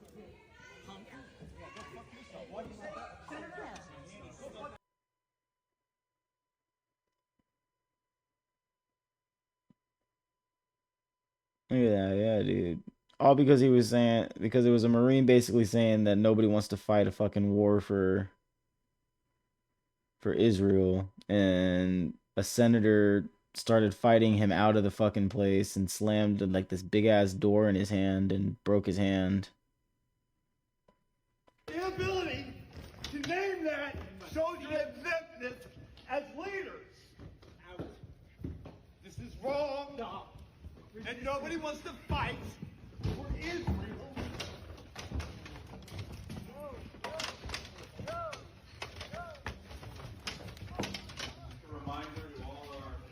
Yeah, damn. Please stand up as a Marine and stand up for America. No one wants to fight for Israel. Oh shit, yeah, they definitely broke his hand. Yeah, this is the senator grabbed him by his fucking legs as they were trying to drag him out of the fucking room. What a piece of shit.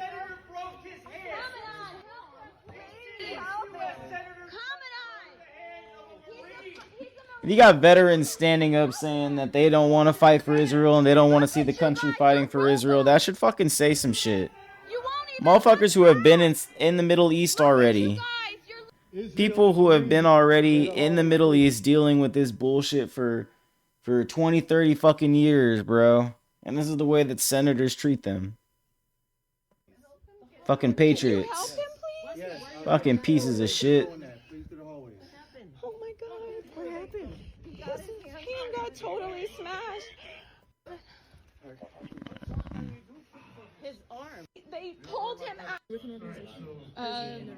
actually running. Mm.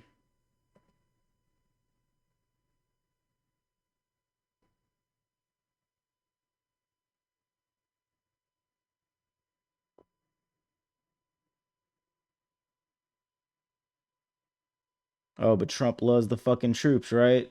Let's see him bring this guy to the next speech and honor him and see if he does anything. Let's see if he even speaks on the fact that this Marine veteran of 20 years whose hand was broken while being pulled out of a fucking senator meeting or whatever the fuck this is.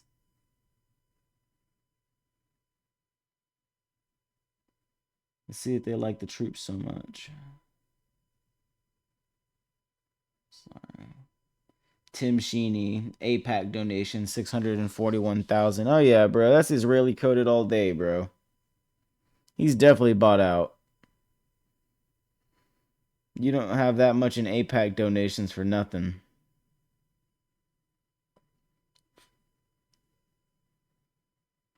Fuck politicians who are taking APAC donations, bro.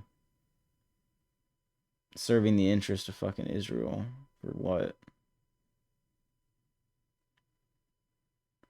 Look at that, bro. You got the right hating hard on Talarico today. They're scared. Oh, yeah, they are. Our southern border should be like our front porch. There should be a giant welcome mat out front. Our southern border should be like our front porch. There should be a giant welcome mat out front. Yeah, y'all are totally clipping. Yeah, they're just clipping this motherfucker out of context. That's crazy. He's actually worse than Crockett. Let's see. Because now he's got major attention. Motherfuckers are hating. Trans children are God's children, made in God's own image. This video says that he's worse than Crockett because he's saying that trans children are still God's children. I mean, how hateful are you motherfuckers? Y'all claim that y'all love everybody and this and that. Y'all act so fucking holier than thou. Y'all are so pious. And y'all are saying that this guy is a piece of shit and he's evil because he said that trans people still have the ability to receive God's love. Like, how fucking horrible are you people? Fuck your stupid religion if that's all you fucking people care about. They are perfect, they are beautiful, and they are sacred. Big ass haters, bro. Big ass haters. When you grow up in the deep Bible Belt and you can spot a snake oil preacher from a mile away. These people are scared, bro.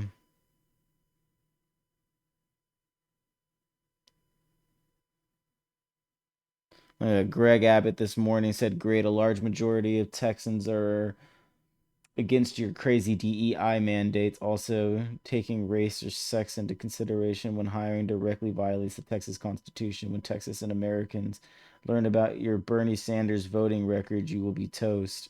I don't think anybody's going to be oh, they're just pulling tweets from 2021. Wow. What a desperate attempt, Greg Abbott, to fucking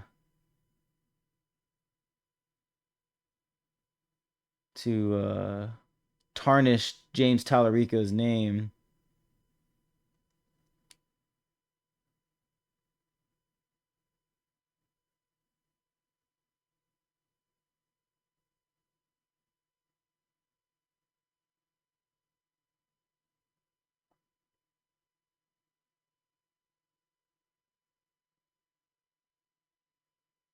Clipping 6 seconds out. Our southern border should be like our front porch. There should be a giant welcome mat in the front. They're clipping that 6 seconds out of it instead of taking into consideration the rest of the 1-2 minute video of him talking about how there still needs to be proper rules into place. Let's see. The hardest work. Do you know any undocumented immigrants? No, I do not. When I was a teacher on the west side of San Antonio, I taught a lot of students who were undocumented. And I don't want to stereotype, but those students tended to be the most patriotic, the hardest working students that I had in the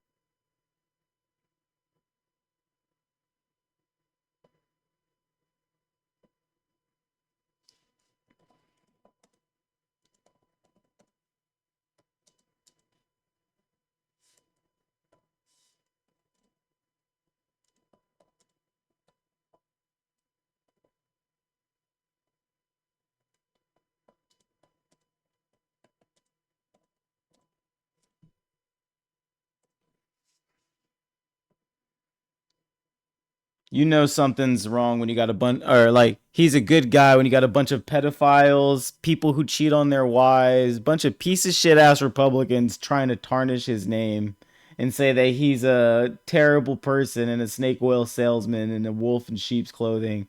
It just gets better and better every time that I fucking go through these, like every tweet that I go through. Oh my god, these people are fucking hilarious. The way that these people reach at absolutely nothing is fucking funny. Of election results. Anyways. And the first primaries of this midterm election. Y'all are just year hating. only had Y'all hating that Talarico took the dub. Y'all mad that he's finna flip Texas. Y'all are pissed that he has the ability to take the Senate seat and make it Democratic for the first time in 20, 30, 40 fucking years. That's what you're scared of. And that's why every single conservative content creator is on X today tarnishing Talarico's name. People that didn't know who Talarico was yet 2 days ago know his name now and are bitching hardcore today because they're scared, and they're scared of what he can do. They're scared of losing their control. The Republicans got fear right now because their party is goddamn divided right now. You got Cornyn and Paxton not liking each other. It's showing a clear divide in the Republican Party. And you know what? Republican voter turnout wasn't nowhere near comparable to Democratic voter turnout. So you motherfuckers are fearful. It's evident. And y'all are going to do anything that y'all can to tarnish his name. But he doesn't need to fight back the way that you people fight back, because he's proving to you how good of a person he is and how good his campaign is by simply just staying quiet. Y'all got to grasp for straws. Y'all got to cheat. Y'all got to rewrite the rules. Y'all got to gerrymander and make, all these weird ass shapes to be able to secure your ballot and everything and secure your vote. He don't need to do none of that. All he has to do is speak in a unifying way, and people see it. People don't, a lot of us can see past the bullshit, and we can all see past the bullshit. He's not just giving us propaganda and a bunch of slogans. We've seen him work in the House. We've seen his videos of him in the House here working in Texas, and he has quite literally challenged the billionaires and challenged the Republicans. So if you're fearful that he's just too much of a moderate, go watch his videos of him working in the fucking House, especially this last legislative session, and tell me how you feel about him after that. Y'all are just really trying to grasp at straws here and paint this fucking narrative in a way that suits your fucking agenda, but it's not gonna work, and people see past it. There might be a few fucking losers that don't. You might have a fucking conservative clowns that are all hive-minded monkeys that fucking fall for your bullshit, but the rest of us here in Texas and in America see past it. We're not gonna fall for your dumb bullshit, because you know what? The Republican Party, y'all are losing motion. Y'all are losing support at a fucking sweeping rate. And Trump, he's sweating bullets right now. Mike Johnson's sweating bullets right now.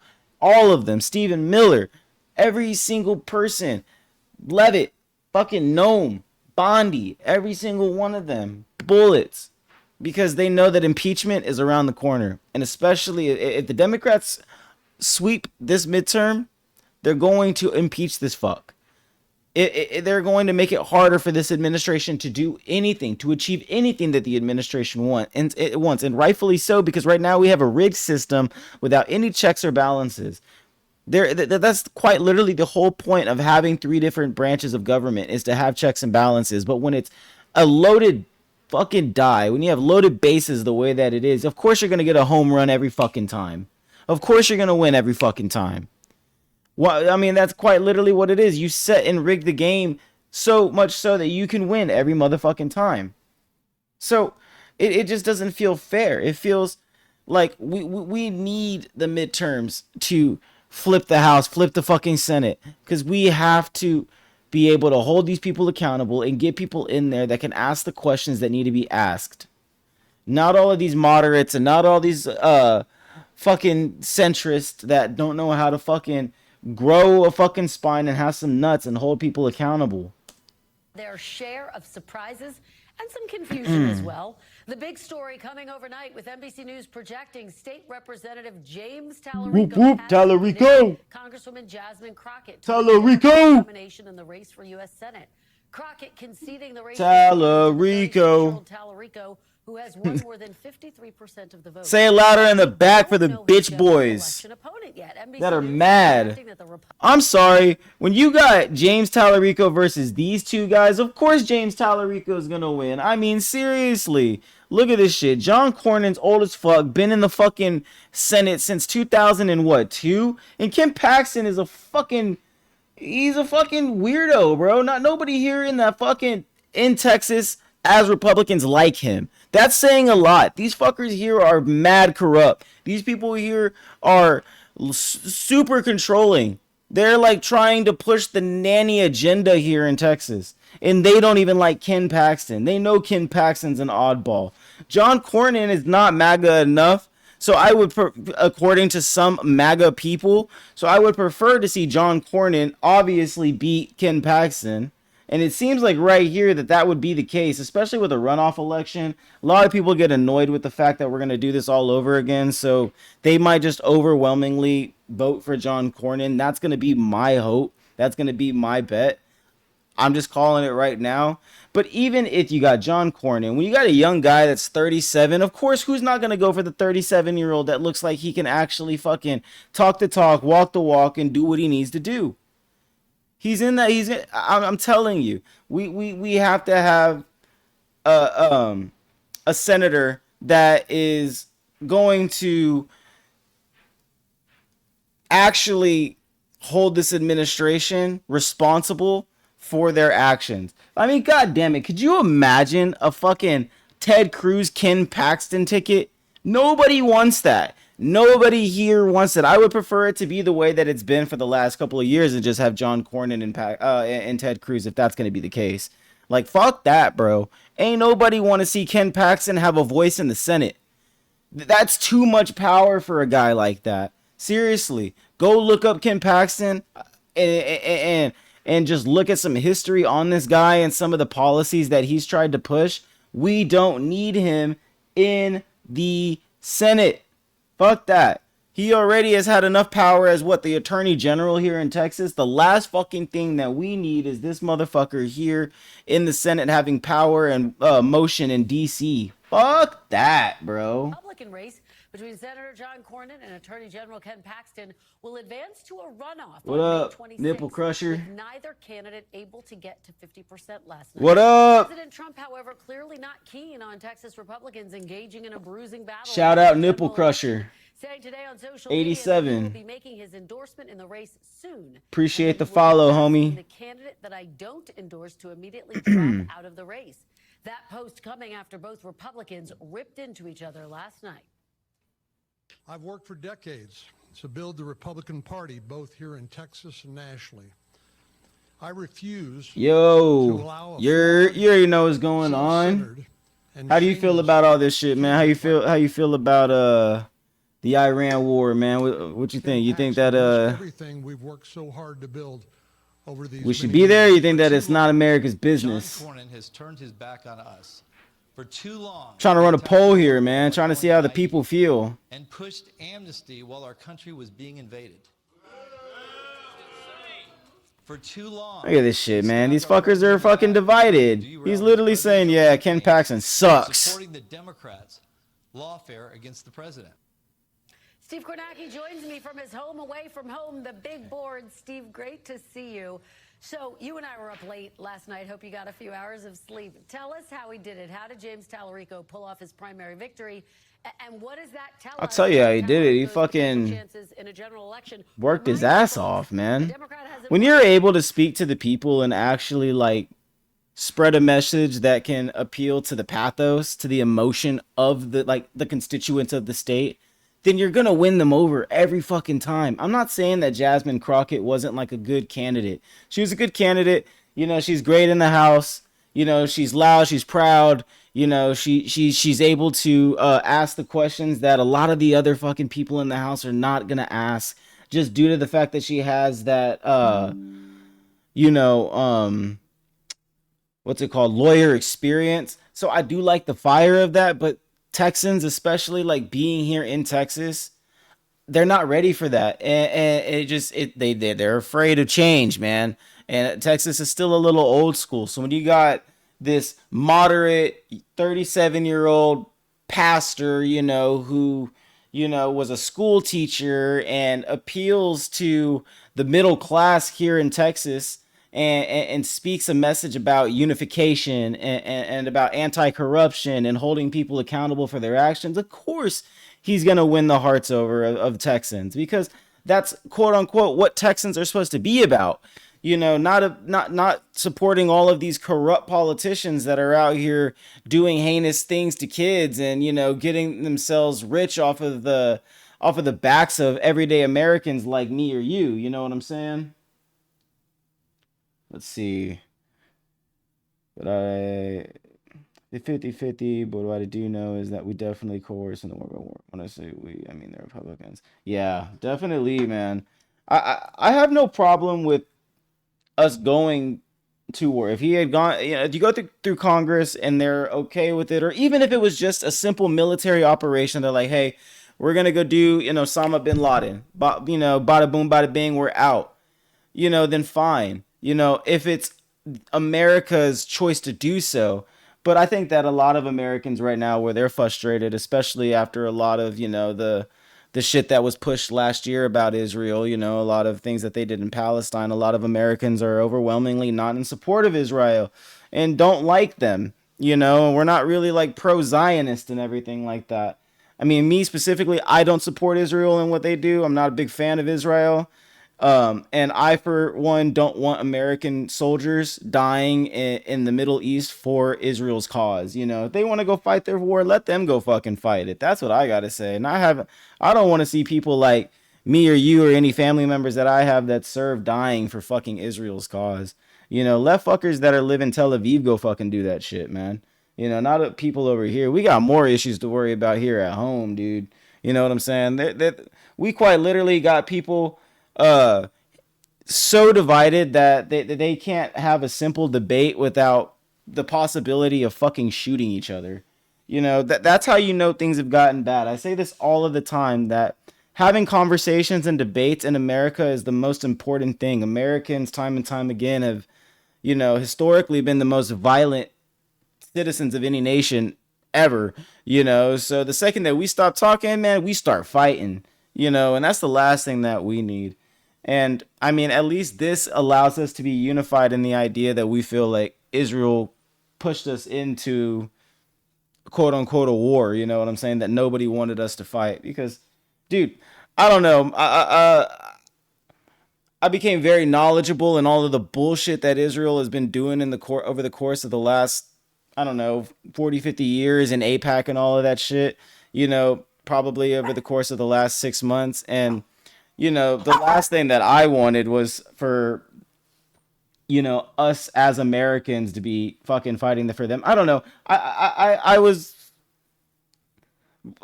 made to believe that they were running an America First policy that was going to bring us into no more wars. I just feel kind of coerced, Grew up in Boston, so I know what you're talking about. Yeah, bro, for real, man. I mean, what do you feel, bro? Are you do you support Trump in the MAGA administration? Or are you more Democrat leaning, more centrist? I mean, what do you feel? How do you feel like they're doing at the moment? It's rare that I get people in here to talk about these things, so just trying to get a feel for how people feel about the current administration. Because like I said, the most important thing is for people to talk, man, and have these types of conversations. Not enough people know how to talk anymore. They all want to yell at each other. And there's so many like commentators that I see get people on their streams and they'll debate blah, blah, blah. And then they'll just start like belittling them and making them feel stupid. I feel like that's the last thing that we need to do, is make people who we don't agree with feel fucking stupid. We should be able to try to like come to some common ground. Because like I said, at the end of the day, we can all agree that ain't nobody want America to get involved in another Middle Eastern conflict, Yeah, leftist. I'm leftist leaning myself, man. So yeah, I'm a leftist in fucking Texas, so that definitely makes me a goddamn outlier, So that's why, I think it's important to fight this fight, especially, being a commentator, from Texas and being left leaning. I think it's important to try to like, hey, chill. to spread this message about maybe like trying to unify the country, because we don't need, we got to preserve, in my opinion, preserve the union. Big history guy and everything. So preservation of the state is the biggest and most important thing. And we got a whole party right now built on dividing, built on, building a narrative around hatred. And, like I said, I'm left leaning. I would say that I have liberal tendencies and everything. I just hate that we never can see a strong liberal a politician, rise up. Somebody who's charismatic and can shoot the shit, you know what I'm saying? And make people feel inspired, make people feel something, because that's what it's about. If you look at the history of the Democrats, they sold out the middle class, and the working class, about what, 40, 50, 60 years ago, and they went full on corporate. Democrats they're known to be the corporate politicians, and the Republicans swooped in, and that's why they're like, oh, we're the pro working class party now. But in no way, shape, form, or fashion are the Republicans the working class party. They're quite literally cutting tax breaks that fuck the middle class every single day. But they're hive-minded monkey, buffoons and everything. They don't see past the propaganda. They don't actually know how to read past a headline and formulate their own, thoughts,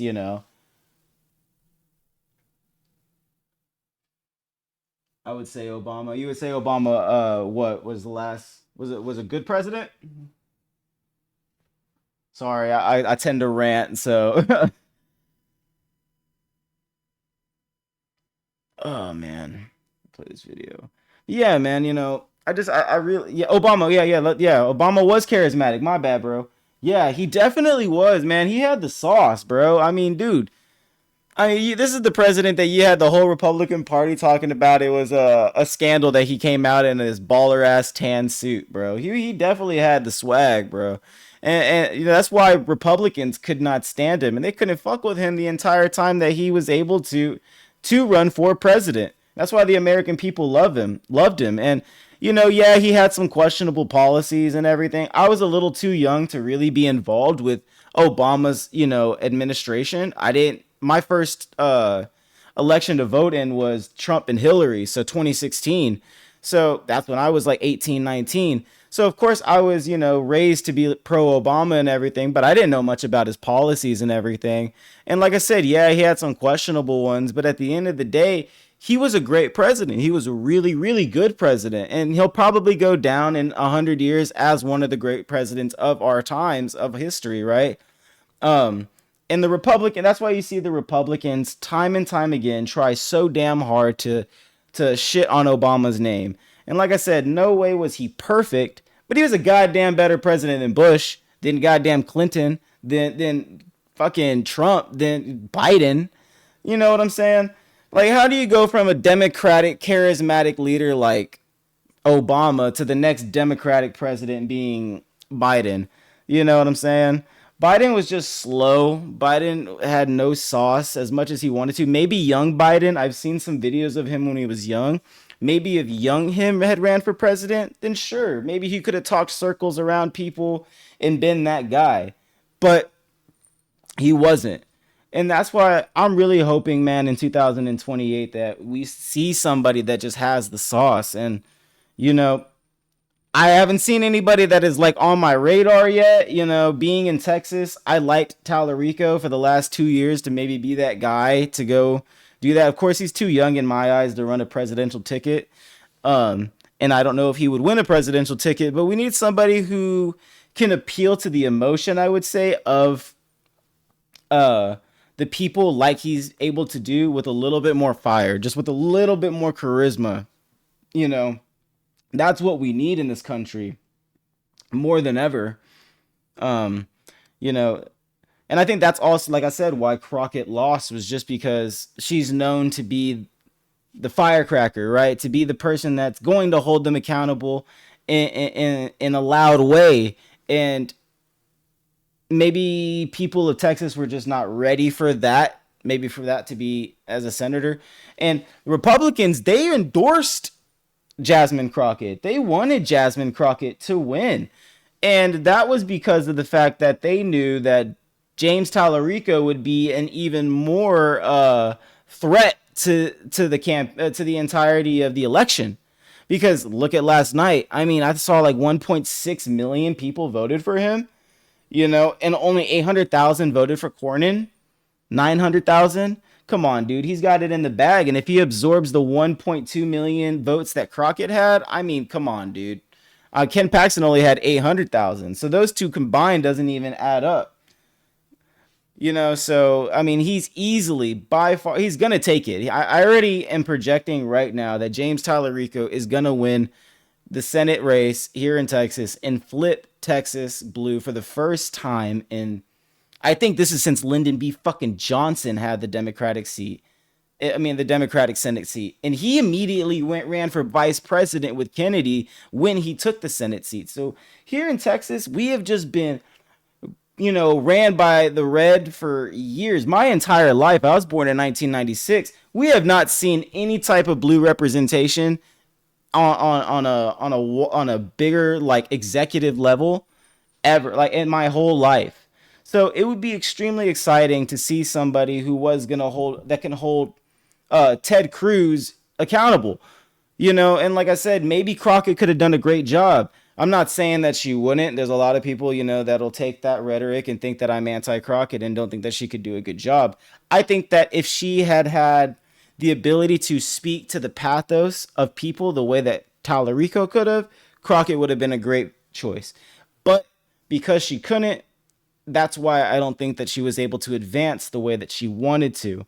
I say this time and time again, just securing the black vote here in Texas is not enough. You have to go and secure, the entirety of the state. And a lot of the state, dude, I mean, there's still racist fucks all over the state. We still got sunset counties here in this bitch, and when you have places like that, I mean, for me, it's still like, we still got a little bit of ways for Texas to go for, it to flip entirely blue, right? There's still a lot of red here in Texas, especially central Texas, east, west. The amount of blue here in the state is small. You got Austin, San Antonio, Houston, Dallas, of course, the big cities, but the rest of us, and the way that they gerrymander it's all red, and it's overwhelmingly red.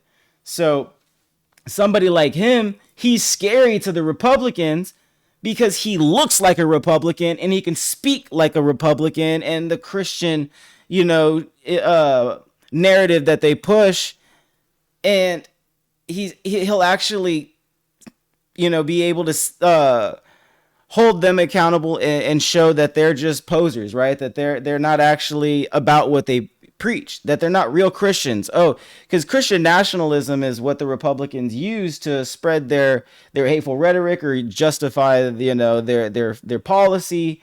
And someone like him who knows the Bible like the back of his hand, sadly, we have to include religion nowadays into politics because the way that we've allowed it to creep into our politics.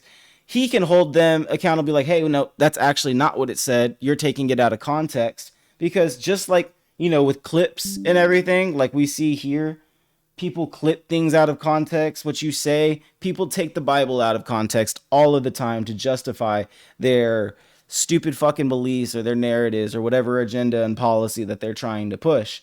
So, like I said, with James Talarico, he looks like a Republican, but he's not a Republican, and that's what we kind of need more of right now. There are Democrats that can appeal to the moderates, appeal to the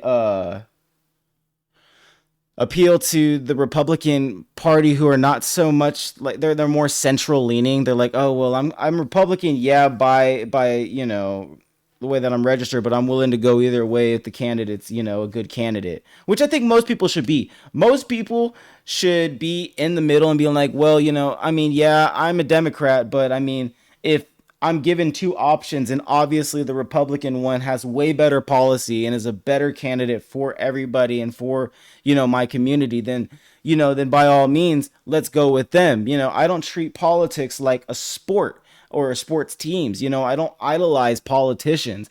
I look at the policy and look, are they actually going to help the people? Are they actually going to make the lives of me and you better? Are they going to focus on making sure that me and you have health care? Are they going to make sure that me and you have housing? Are they going to make sure that, the grocery prices are going down, housing is going down, energy costs are going down.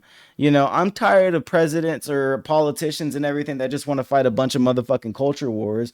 If we can actually have politicians who are focusing on the real policy issues, then I want them into power. And people like Talarico don't focus on the culture wars. They focus on the real policy issues. And all of the ads that I saw of his were focusing on the policy issues. I didn't see one ad from Crockett talking about policy whatsoever.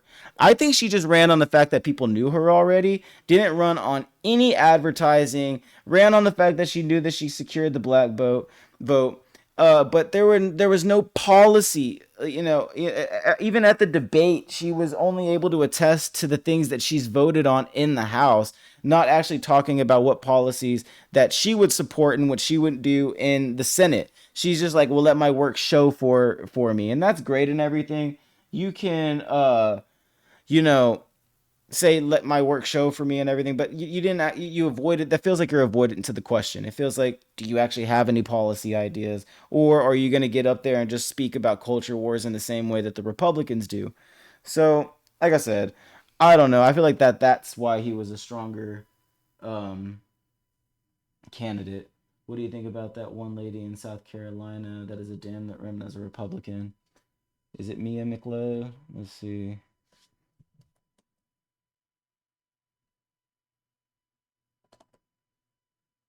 Was that her name?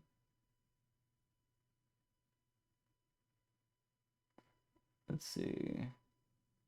Do you have the link? Was that her?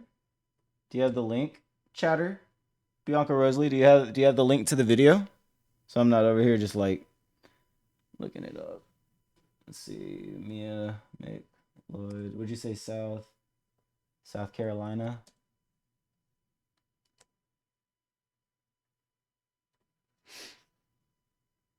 I got something from a couple years ago. Yeah, can you send me the link real quick?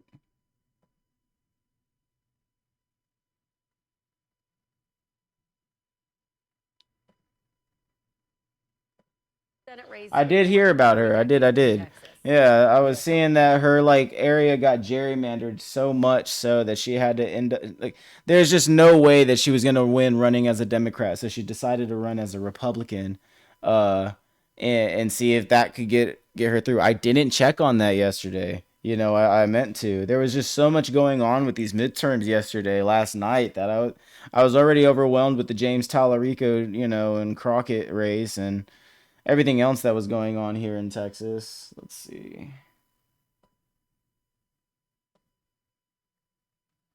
Dead link. You sure that was it? You sent me some Spectrum News. Why didn't it? Doesn't like me. Here. Oh, you know what it is? It's not catching the whole hyperlink. I got you, homie. Stupid.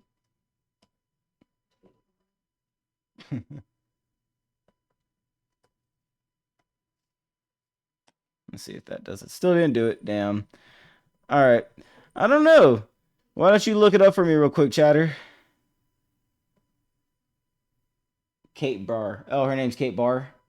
That helps. Kate Barr. Kate Barr.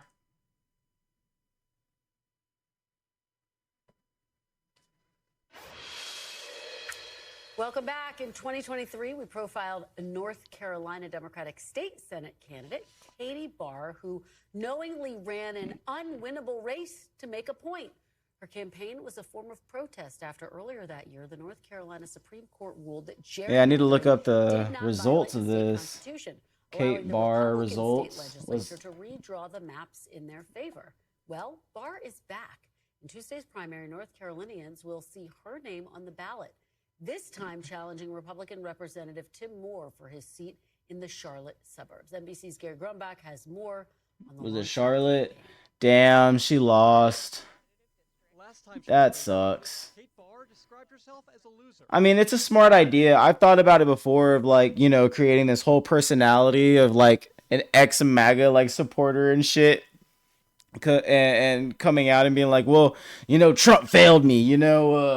I supported Trump and I was for him, but fuck, man, I just, he lied to me. He lied, and, you know, that's why now I'm a Democrat. I don't know, some stupid fucking shit, man. Create this whole personality or persona around being an ex-MAGA supporter, and then being like, well, this is why y'all have to believe in me, because, you know, he spread a whole bunch of propaganda and lies that he, you know, blah, blah, blah.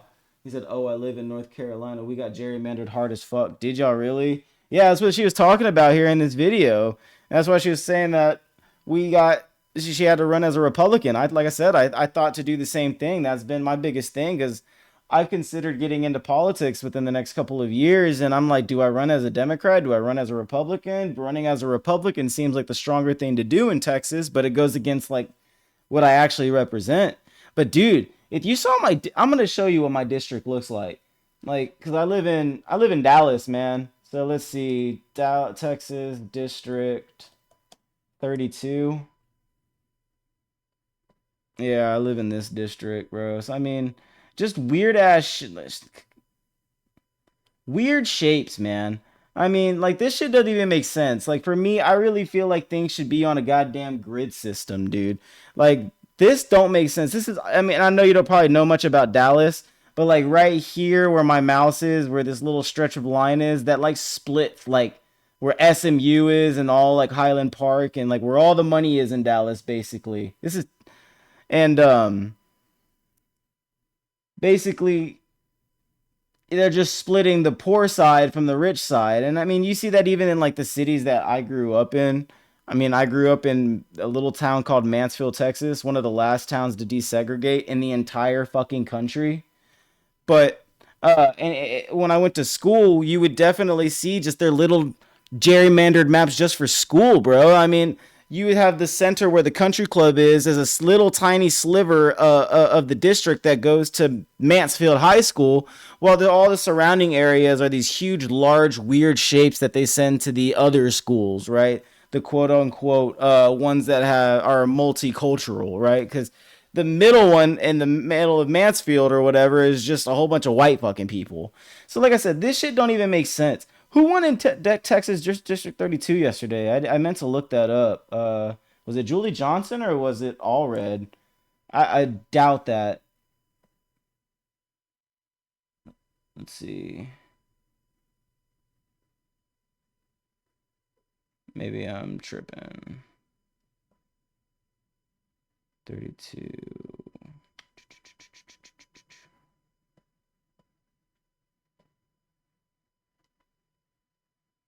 I don't want the okay, so the Republican primary was Jace. Binkley did not make it through. You telling me Dan Barr was Julie Johnson not running again? I guess some guy named Dan Barrios won. Is that what this is? Texas District 32? I want Texas House District 32. What the fuck? So this is the house that I live in, guys. I'm sorry. I wanted to see. I guess it is Dan Barrios. Look at that. I guess Julie Johnson wasn't rerunning. Interesting. Okay. All right. Well, on to the Talarico news. If I can find it. Yeah. Couple things I think went into this, Kristen. First of all, you see here gerrymandering needs to be literally outlawed. They need to ban that shit. It's illegal, bro. It's totally unconstitutional. I don't think anybody in America as like constituents support fucking gerrymandering. It's just a way for politicians to cheat. Who powered him around Austin and in some other pockets of the state. A lot of white, college-educated, sort of white-collar professional voters. We've talked about that demographic becoming more and more Democratic nationally, being highly engaged in the Trump era, extremely anti-Trump, very motivated to turn out and vote. That demographic really got behind Talarico. It delivered big numbers from around his base in Austin, but it also allowed him to make. Is this it right here? This is the Dallas-Fort Worth Metroplex. A ton of votes came out of here. You do see this was Crockett winning in Dallas County. That's where her district is, but right outside Dallas, north of Dallas in Collin County, Denton County, you see Talarico was able to make pretty big. This your district? in Crockett's backyard, again, powered by that sort of, white suburban vote that really turned out in Give me a droves, picture turned of out it. for him. And the God ultimate damn. difference maker for him, I think, was in South Texas here. Is this it? heavily Oh, yeah. Hispanic areas. He beat Crockett, 2-1. He beat her by 30 points. Is this in your county district, after dude? county here. So all of that, I think, added up to the difference that you see right here. What kept Crockett in it? I'm telling you, if this is your district, even if this isn't, districts like this make no sense to me. Significant. How does that make sense? She clearly won the black vote overwhelmingly in this primary. Well, it's just fascinating. I mean, to see that seriously, turnout. that doesn't even make sense Your to point me. about Hispanics, Steve, that could These very shapes well are be like a astronomically like once we get to fucked. the general election. Let me Put this ask shit you on a about the grid House system, races, dude. what Just was put the it on a biggest grid. takeaways Make it from make the House races, sense. Steve? Make it fair. This is literally like, oh, let me just encompass like all of my voters. Atmosphere going to be like when primaries come to their state. You already have one who's gone down. Dan Crenshaw, Republican here in the Houston suburbs. This was the only House Republican incumbent in Texas not endorsed by Donald Trump. And boy, did it show in the results. Crenshaw losing to Steve Toth. By the way, the part of this district that really did Crenshaw in is right here. This is Montgomery County. No county in America delivered a bigger plurality to Donald Trump in 2024 than this county. So arguably the most pro-Trump big county in America sides against the one candidate not endorsed by Trump. Yeah, he totally has a fucking eye patch, but he lost. In the 18th district here, He didn't get that Trump endorsement. Sadly, sadly, as a Republican, like one of the stipulations to be like one of the primaries is you need a Trump endorsement. At least you don't need that with the Republican Party. At least we don't have some supreme leader that we have to get a fucking endorsement from right now to go and run. We're free of that. These motherfucking Republicans love having an authoritarian tyrant that must bestow his blessing upon you for you to be able to actually get your foot through the fucking door. Fuck Republicans, dude. I swear, it's a bunch of elitists, dude. That is so crazy to me that you need this motherfucker's blessing for you to even be able to get past the fucking primaries so you can go get to the general. Fucking crazy, dude. And runoff, a bit of a surprise here. A lot of folks thought that Al Green, longtime incumbent, was the underdog here against Christian Menifee, who was just is North Carolina predominantly Republican or is it predominantly Democrat? How about this one, Colin Allred? I don't know much about North Carolina politics. Running against the Democrat who took the seat that he vacated, Julie Johnson. Being stuck here and oh yep, look at that. There it is. Finally, Allred beat Johnson. Damn, I told you Johnson's out, bro. I told you, man. I should have challenged Johnson this fucking last season. Nah, going against Colin Allred, he has too much motion. People know who he is. Yeah, man, everything's so crazy here in Texas. You know, we have so many crazy ass like policies that they try to pass that it's hard to pay attention to other states, but it is quite important for every state to flip. So I didn't know, is North Carolina predominantly it's not a Trump state, is it? You know, I live in a state where you quite literally have fucking MAGA flags and like fucking Confederate flags flying off of the back of trucks, and motherfuckers will do that shit, put it on their giant lifted ass like F-350s and just go cruise around for the weekend just to fucking do it. There's like no reason behind it. They just like, oh yeah, it was a beautiful day today. I just wanted to go and drink a 6-pack while I kiss my son on the mouth and drive around with my big ass fucking lifted truck for no fucking reason because I'm overcompensating for my small penis. Fucking, if you dealt with the fucking losers that live in Texas, man. I live in Dallas now, but I grew up in a very country area. Very, very country. Like I said, I grew up in a city that was quite literally one of the last fucking cities to desegregate in the entire country. Battleground state. Gotcha. Dang, man, that's high cost.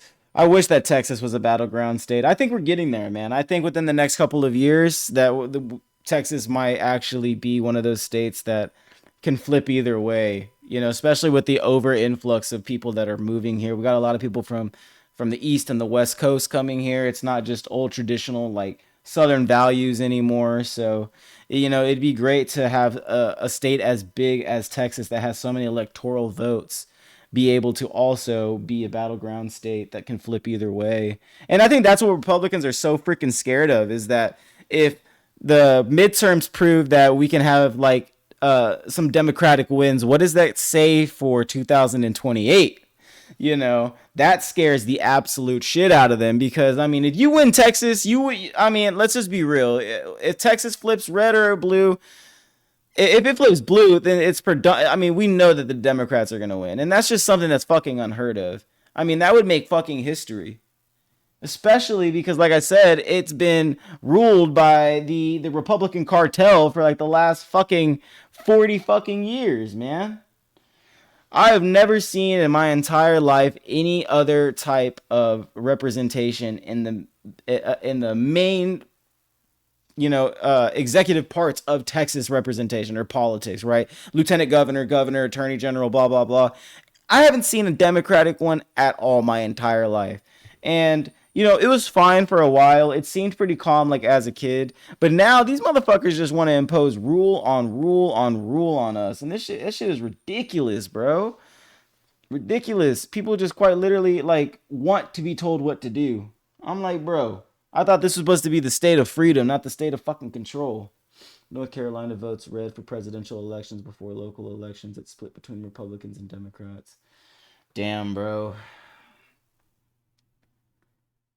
So it's definitely one of those states that probably has a little bit of both. You probably got a lot of the rural areas that are probably going to be predominantly red, and then your small, big, populous areas, obviously blue. And then the way that they gerrymander it, like I said, the Republicans, they can't fight fair, right? So they have to gerrymander the maps in order to be able to win, because the only way that they can win is by cheating, because they know in a lot of these states, they wouldn't be able to actually get anybody far enough if they went on a grid system. If they didn't gerrymander these weird ass fucking shapes, then, it'd be harder for them to advance their candidates. Ugh. I'm telling you, they just play a dirty ass game. Dirty ass game. Headed towards a runoff. There's been a scandal involving Gonzalez lately. He finishes behind Brandon Herrera in the preliminary. And then you take a look over. For those that don't know, this Tony Gonzalez guy that ended up losing, he's from Uvalde. Everybody knows what Uvalde is.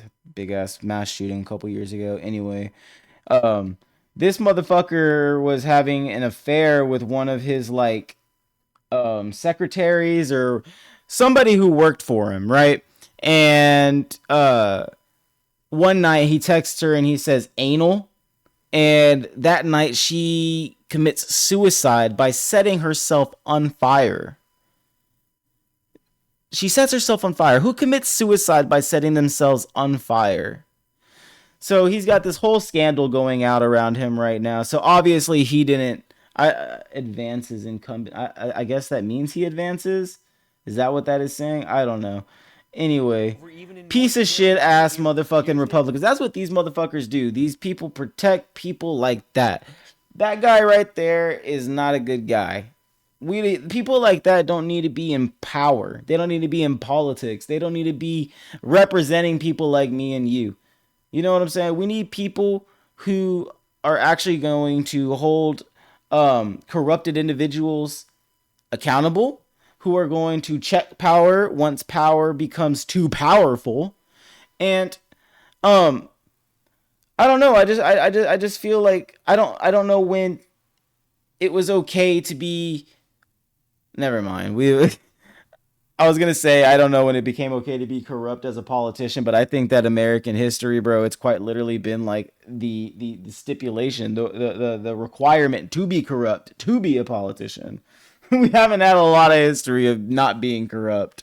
I'm telling you, Trump just wants the baby Gilded Age, man. They love corruption, bro. They just want to cut tax breaks and for their pedophile buddies and their rich friends. Massachusetts, the Democrats are the supermajority in the state. It's 100% Democratic the last time I checked. Is it really? I wonder if that's because of the way that they've gerrymandered maps, or if because it's just overwhelmingly a majority of. Let's see. Democratic map of political map of Massachusetts. Yeah, that works. Oh yeah, god damn. Damn. That's crazy. Let's see, Texas. Did you see that shit? Yeah, man. Look at it. That is crazy. That is like overwhelmingly blue.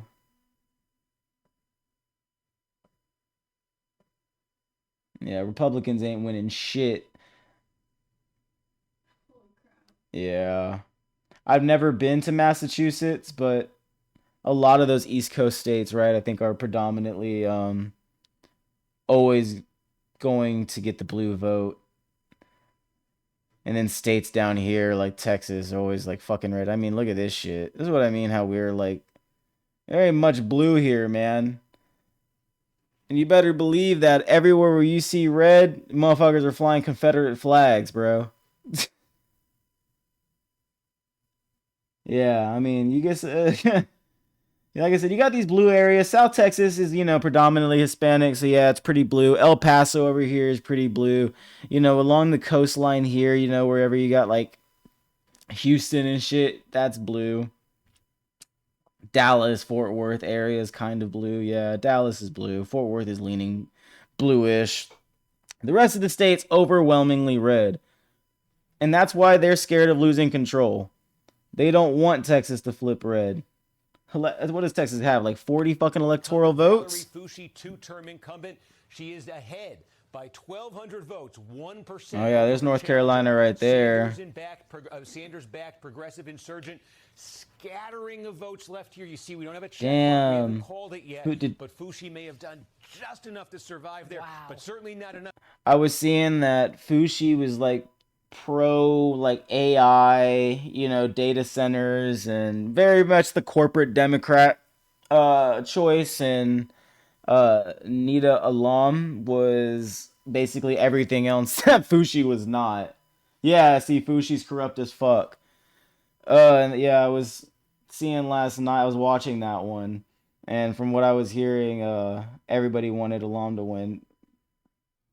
Why? I mean, I need to do a little bit more research into Foushee, but everything I was watching, I think I was watching Hassan, and everything that he was saying, I was like, oh, damn, yeah, we definitely don't want that bitch into fucking power, dude. But it looks like she went, damn, just by 1,200 fucking votes. I saw that there was like a third party person running, some Mary something lady, and I was like, dude, she has 2,000 votes. If she had just dropped, maybe those 2,000 votes could have went to this to Nita. We could have had maybe somebody who wasn't corrupt as fuck. Allen was endorsed by Bernie Sanders. Oh, hell yeah. See, that's what we need here. Yeah, I like politicians endorsed by Bernie, man. That's what we need more of, is more social democrats. He, definitely Bernie opened the door for that, man. He paved the way. 2016 was definitely, opened the floodgates for America to be able to accept the idea of social democracy. So, if she was endorsed by Bernie, then I definitely believe that she probably had some good policies. And, these are the types of Democrats that they want to bar out. They don't want Democrats like that are going to actually have policy that are going to help the people to be into power. They want the corporate Democrats that are going to still cut breaks to, the Fortune 500 companies. That's why I tell people all the time, man, yeah, you could be left, you could be right, blah, blah, blah. But at the end of the day, all of these people, they're serving the interests of capitalists, of corporations, right? Because, America is not about preserving democracy. Yeah, I mean, we do, but we preserve capitalism before we preserve anything else. Capitalism is the number one thing that we preserve. If you threaten American capital interests, you better believe we'll go to war over that shit. You feel me? So, sorry. It's always either the Republicans or the Democrats. They just want to serve the money. There's no interest in actually helping people like me and you. There's no interest in helping the little guy. Their only interest is protecting the quote-unquote economy, right? Which is the corporations. But who actually helps the corporations run? It's me and you. It's people like me and you. We're the backbone of the economy. They utilize our labor. They funnel that shit, make all the money, and don't let that shit trickle back down to us. And then they just pay themselves, right? So, I mean, at the end of the day, we need Democrats less like Foushee and more like Alam. And and I think that within the next couple of years, we'll definitely start to see politicians like that. Obviously, the way is being paved, and that's nice, but it sucks that, she missed getting into the general by just 1,200 fucking votes. Looking on nationally saying, how's the atmosphere? It can be tough for an incumbent right now. That one was like wide apart for a while. It was like spread apart by like 6,000 votes at one point in time I was watching last night. All of the results come in last night. Damn. Always fun to do it. Thanks, Kristen. We thank you. And that's the thing, man. Most people, they don't pay attention to these midterms. They don't pay attention to the local elections. But, dude, these are the ones that matter. These are the ones that are more important than the presidential election. Like, yes, voting for the executive, branch and everything, voting for the president is important. But that's like the only one Americans tend to focus on. These are the ones that like we have to like really pay attention to, because that's how you load the fucking House. That's how you load the Senate.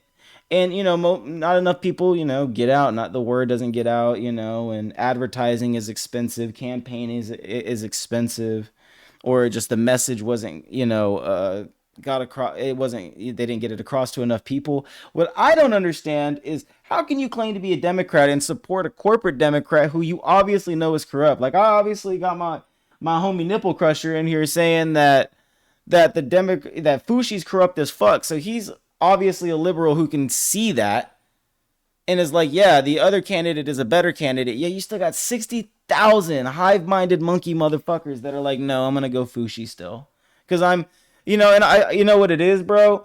It's probably the same shit that we deal with here in Texas. It's people are scared to change, so when they see somebody that has like a hijab or something, they'd rather go with the person who's familiar. Right? They'd rather go with something that they've already seen, somebody who they already been familiar with. That's, kind of like here in Texas, we're not even ready for a black woman to be a senator, right? I was saying it on one of my streams before that Texas is still so damn racist that the rural areas, the likelihood that they would vote for a black woman over a white man, even in the actual general, is so like low. Like, she might definitely get Houston and all of the blue cities, which is great. You're definitely going to win our areas. But the rest of the way that, the state is drawn out and designed, it's just harder because those fuckers, man, I'm telling you, there are some pretty scary fuckers in the midst of like Central Texas and West and East Texas that have some crazy ass ideology, man. I'll say one thing. I've only seen one political ad. Yeah, and that's the thing, man, is most people don't get enough money for their political advertising, man.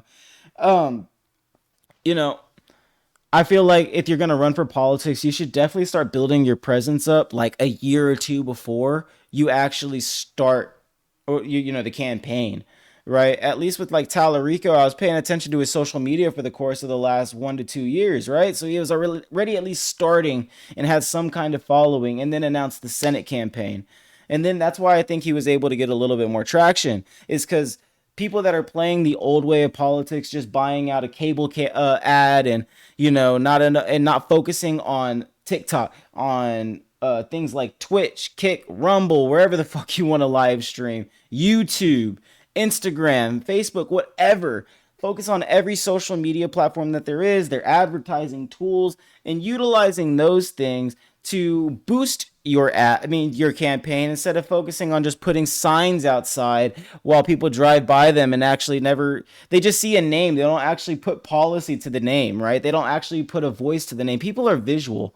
They don't want to just see, a name on a sign. They want to hear somebody speak.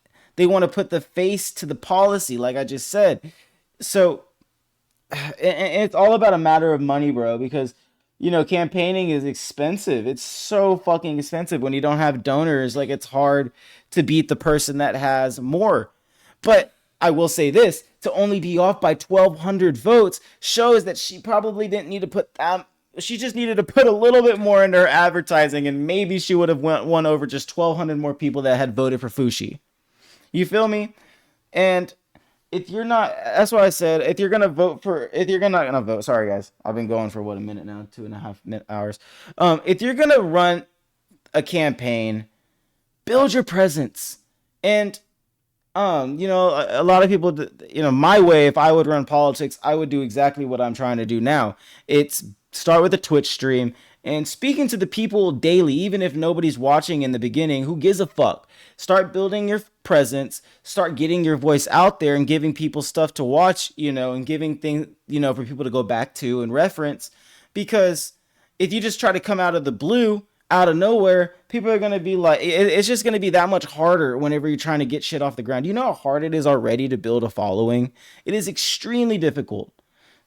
So I could only imagine with crunch time, like a campaign, that trying to worry about building a following, just to see your campaign is just too much to worry about. You feel me? She was calling Fushi a corporate Democrat and only cares about company profit. Yeah, man. 100%, dude. I fucking can't stand corporate Democrats, dude. And, what made me really want to get into commentating on all of this is that, like, I see that. And, yeah, but that was her one ad, is that she had said that, damn, dude. You can't just have one ad, dude. And if that was the case, you know what I would have done?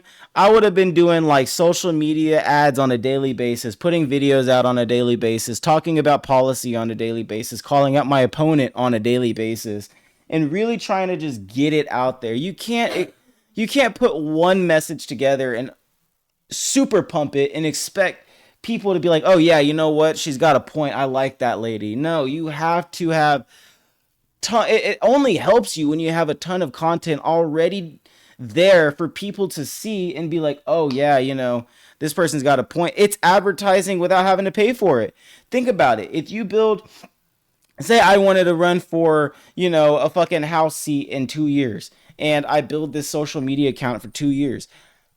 Yeah, I'm going to have to put money into the advertising aspect of the campaign. But on top of that, people will see the account and be able to go onto it and see all of the videos that I've posted and be like, oh, well, that's him talking on his policy. I didn't need to make a whole overwhelming amount of campaign advertisements that are corny as shit trying to get my message across. You can actually go and get clips of what the fuck I'm talking about and what I want you to see. Because a lot of politicians, once they actually start campaigning, they want to go make this corny ass stupid fucking ad and put it on cable TV and think that that shit's going to be enough because they're just trying to appeal to the local people around them. That's not enough anymore. It's 2026. You got to approach this shit differently.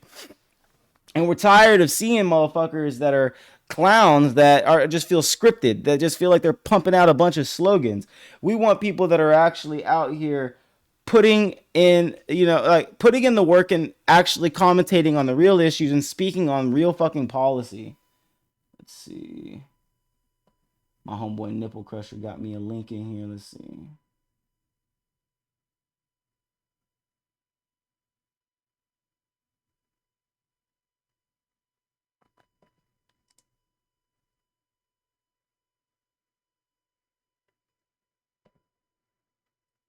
Boom. Let's see. Oh, we got that ad. Let's see it. It's Nida Alam that's being backed by more than $1 million in dark money. And with insider trading on the rise, Alam failed to file a legally required financial disclosure on time, filing it just days before the election, hiding from voters how she's paid and what her conflicts of interest could be. So here's the question. Why do billionaires want Nida Alam elected? And what is she hiding? I'm Valerie Fouché, and I'll prove this message. Sorry. I'm sorry. Bro, I saw her face. I was like, oh my god, sorry. Fuck Fushi, bro. I already don't like her. Hell nah, bro. Even for her, bro, that was a whack ass campaign video, bro. I was weak, man. These people, bro. Like, I'm tired of these old head ass motherfuckers thinking that that's the kind of shit that we want to see, bro. Like, why do they think that that's okay to pump out? That's not. That was so low grade and so low bid. I could do that shit with my phone. I could make that ad with no budget. But guess what? She probably spent a couple racks on that video. I guarantee you that she spent a couple of racks on that video. And it did nothing for me. And instead of attacking the person? Why don't you speak to policy? Why don't you speak to what you're actually gonna do? That's what I'm saying, bro. If it was me, man, I would be pumping YouTube video after YouTube video out, pumping my motherfucking like ads and message out. I don't know. I wouldn't sleep, bro, trying to get it out until I got it out enough. I would crack the fuck out in a way that Fushi wasn't cracking out. And that's the thing, man. You gotta really want it. And I feel like this whole politics shit, like running for a campaign and everything, is actually easier than people make it seem to be. It's just if you want it. If you actually are willing to get your message out there. Go and talk to the people. Because you know what? People really want a representative that feels like they get them, that feels like they talk to them. How many fucking politicians does Fushi look like she's really willing to take her time to go and talk to the fucking everyday person? Hell nah, bro. She's having fucking lunches with CEOs and shit, dude. She ain't talking to people like me and you, dude. I'm just saying, I've never actually been a part of that white collar world, dude. You know, I'm in college and I chose to go to school for finance. And just in my time of being in school for finance, I've been like exposed to what corporate life is like just studying in college. And I'm like, fuck those types of people. I could not imagine having to bend over backwards my whole entire life for people like that. And you better believe that if I was a sitting politician, and just more politicians should feel this way too, you better believe that I would be damned if I'm going to be bent over backwards by some fucking CEO. They can suck dick. I'm done with people cutting tax breaks to these fucking motherfuckers. Now, I'm not saying tax them out the ass to the point where they can't make a fucking profit, but there's no reason why a corporation that makes billions of dollars should have a smaller tax rate than a nurse. That doesn't make sense to me. And you better believe that there's a lot of companies that don't even pay taxes that make billions of dollars, because on paper they don't make shit, because finance is all about fudging fucking numbers, man. It's all about just getting it to make it look like we actually didn't make any revenue. I mean, we made money, but we didn't make revenue. So you can't tax us because we didn't make revenue. These motherfuckers, bro. And I think that their max tax rate is like 20%. It's like 18 and a half, some shit like that. You know, while you got nurses that are stuck with a fucking tax rate of like 26.5%, 27%. And Republicans will be like damned before they allow corporations and companies to be taxed at that rate, or billionaires to be taxed at that rate. But everyday individual and Americans like me and you who don't know how to do their taxes right and get it to the point where you're not paying any taxes, get taxed out the ass and fucking pay the government more money than we should be fucking paying them, while they go and drop millions of our tax dollars on Iran, while they go kill, you know, a bunch of fucking kids. Like I said, you know, I'm all for toppling regimes and shit, but just remember that those are millions of our dollars being dropped on them when that could be pushed into the country right now, when it desperately is needed to be focused on the infrastructure. I don't know about how your roads are in North Carolina. Our roads are shit here in Texas.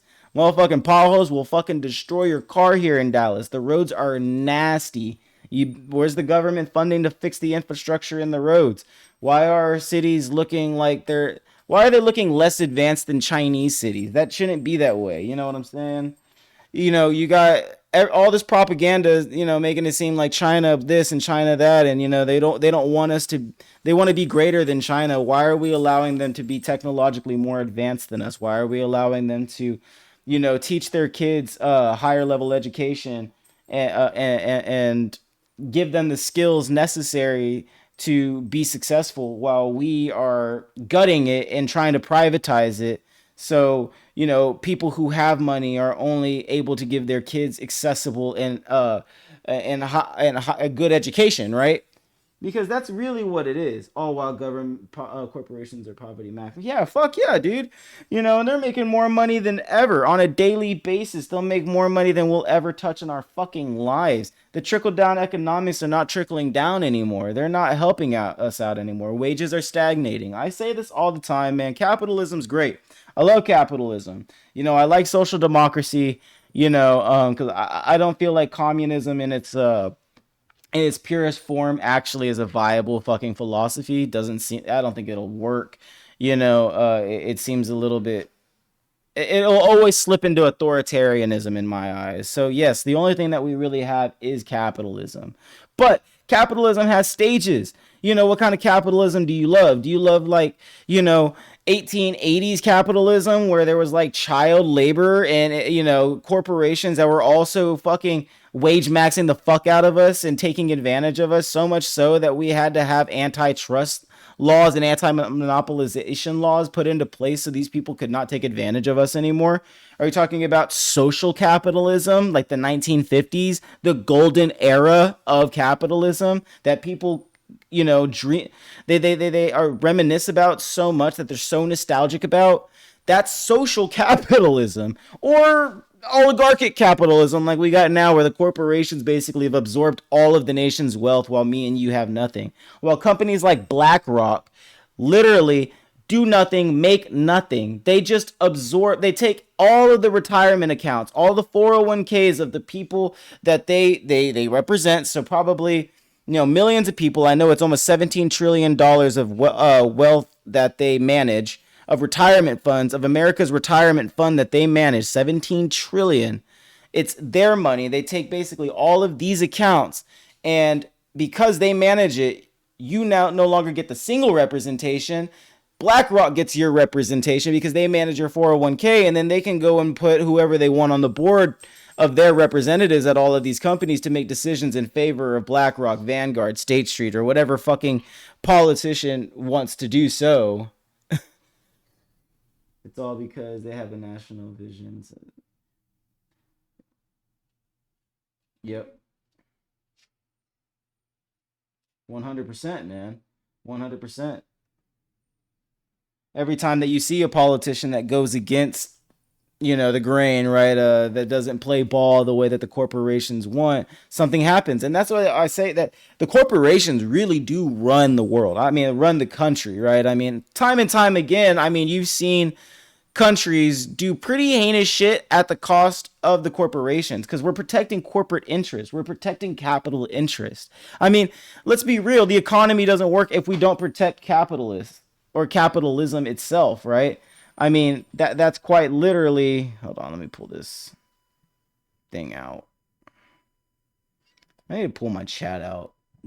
I don't know how to do all that shit, but hey. Give me one sec. I'm trying to figure some shit out. My phone just died, of course.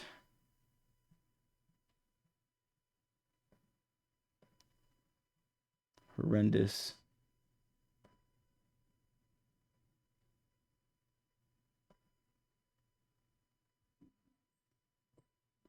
Yeah, I've heard of Cyberpunk. I mean, I've never actually played it though. I mean, I played it like once for like an hour, and then I ran out of time to play. Like, tend to get pretty busy that way. Is it any good? Why does it have like some reference to right now? Let's see. Pop out chat. Oh, got it. Look at that. Boom. Sorry, I'm new to this shit, as you can tell.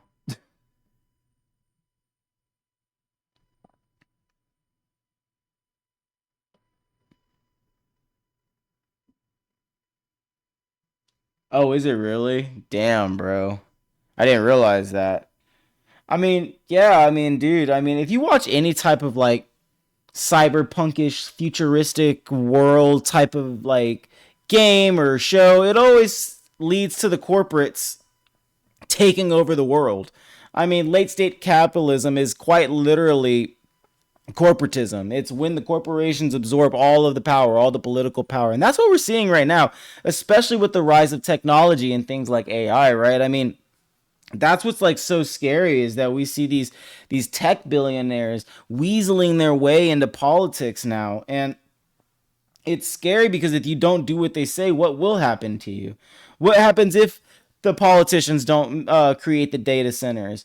What if they don't give in to what these companies want or what these companies need? What if there actually is somebody who's fighting for what's right and affects, you know, capital interests? I ask this question all of the time. Like, what would you rather have? Like, would you sorry, I have to word this right. Would you be okay knowing that the stock market would crash if it led to justice being served? So like, for example, they say that if the Epstein files and the list was released, it would cause like the economy to crash, blah, blah, blah. Would you be okay seeing your 401k plummet if it meant that all of the people who were in the Epstein files were finally brought to justice? I mean, that's the thing. Would you like to see the dismantlement of this system? Because that's quite literally who's running the show. Those are the evil fuckers that are trying to kill motherfuckers for holding people accountable for pursuing justice. And that's why it's scary to be the accountability politician, right? The anti-corruption politician. But we have to fight that fight and not be scared about it, or where will our country go? We'll slip into fascism. I mean, it's already like, neo-fascism. It feels like new fascism. It's not necessarily completely fascism right now. It's got a little bit of capitalist tendencies in a way that fascism didn't have in like Nazi Germany. But it definitely has the ability to do it. Yeah, it doesn't the market always self-correct itself anyways? It's like saying money is more important than right and wrong. I mean, they say that the market always self-corrects, but the market, I mean, do you really feel as if it's going to self-correct? I mean, it hasn't self-corrected in what way? Rephrase the question. You're talking about the stock market?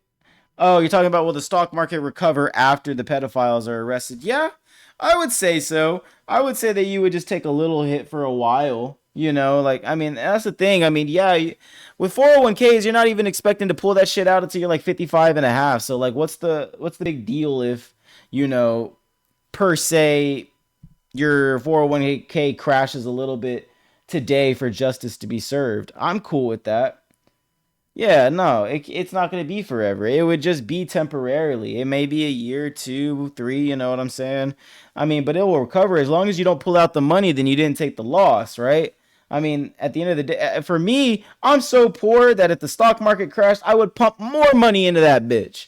That's I try to tell people that when it falls, that is an opportunity to buy more. Don't get scared. We're poor. That's only scary for the super uber rich, bro. It's not scary for people like me and you. That means load more money. All your savings, put that shit in the market. Because the second it rebounds, you'll have a lot of equity that you would have built up right then and there. Promise you that. Shit. Ugh. What time are we running up on? It's already 8:12.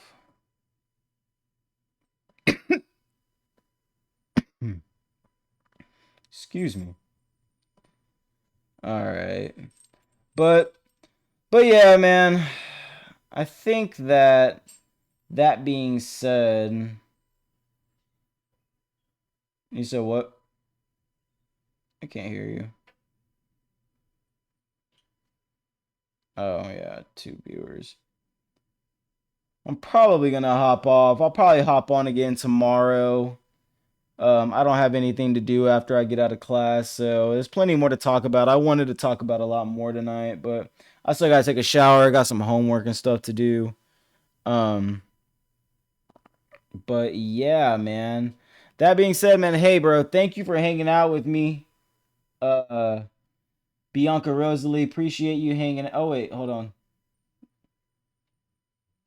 Speaking about the files, have you seen the Bill Clinton deposition? Yeah, bro. I'm gonna talk about I wanted to talk about the Bill Clinton and Hillary Clinton deposition like tonight. That's what I was really trying to get into after like I kind of got into the whole fucking what's it called Talarico thing. But yeah, man, I want to watch the Hillary Clinton deposition and the highlights from the Bill Clinton deposition. Same thing with Krisiti Noem. I wanted to get into the fucking Krisiti Noem fucking trial from the last like day or two. But dude dated Melania? Did he really? That's fucking crazy. That's absolutely insane. They're over here just fucking swapping hoes, bro. That is quite literally, bro. Yeah, you know what, man? She was probably like literally. She was probably introduced to them by Epstein. I wouldn't put it past it, bro. I would not put it past it. For real, man. They ordered the same bride. Do you think rock, paper, scissors for her? That's fucking crazy, dude. Nasty. I could not. That's what I'm saying. That people are like, oh, well, Bill Clinton said that he said that there's nothing that Trump would have ever said to make him think that he was involved with Epstein. Bro, he's fucking covering for Trump's ass. They're both guilty. They're both guilty. They were both sleazebags, bro. They were both on the fucking island. They were both on the pedophile island, bro. They were there. They were chilling, bro. Swapping hoes, bro. I'm telling you. These guys, they're the same age, bro. They were getting involved in the same shit. They were involved with the same crowds, same friend groups, man. There's no way in hell. Trump was a Democrat back in the day. You know what I'm saying? Literally. Trump was a Democrat in the time period that Clinton was a fucking Democrat. I guarantee you that Trump and Clinton were probably hanging out together too. Excuse me. There's pictures of it. Is there not? Yeah, there is. There are pictures of Trump and the Clintons like early on back in the day. They were cool, bro. They were cool with each other. I'm telling you. He was married to Hillary back then. Yeah, that man was cheating hella hard on his wife, bro. Hella hard. He couldn't stop at Monica Lewinsky, dude. Could not stop himself. And one of the big things that like I got a problem with about like Hillary and like Bill Clinton's rhetoric, right? About the entirety of the Epstein. They're like, oh, we cut ties before any of Epstein's criminal activity came to light. I don't like that wording. That's basically like you're saying, oh, well, yeah, we cut ties with him before y'all knew. Y'all, we cut ties with him before he was found out. I mean, come the fuck on, dude. Seriously, like they're literally not even saying, "Oh yeah, we didn't even know nothing about it." They're just saying, "Oh well, we were no longer friends with Jeffrey Epstein by the time that y'all found out that he was a pedophile." The fuck? And then Hillary Clinton, if you watched after the deposition, she was talking to some reporters, and the last question, because she only stood there for about 8 minutes. The last question he asks, well, there's a photo of Maxwell at your daughter's wedding in 2010.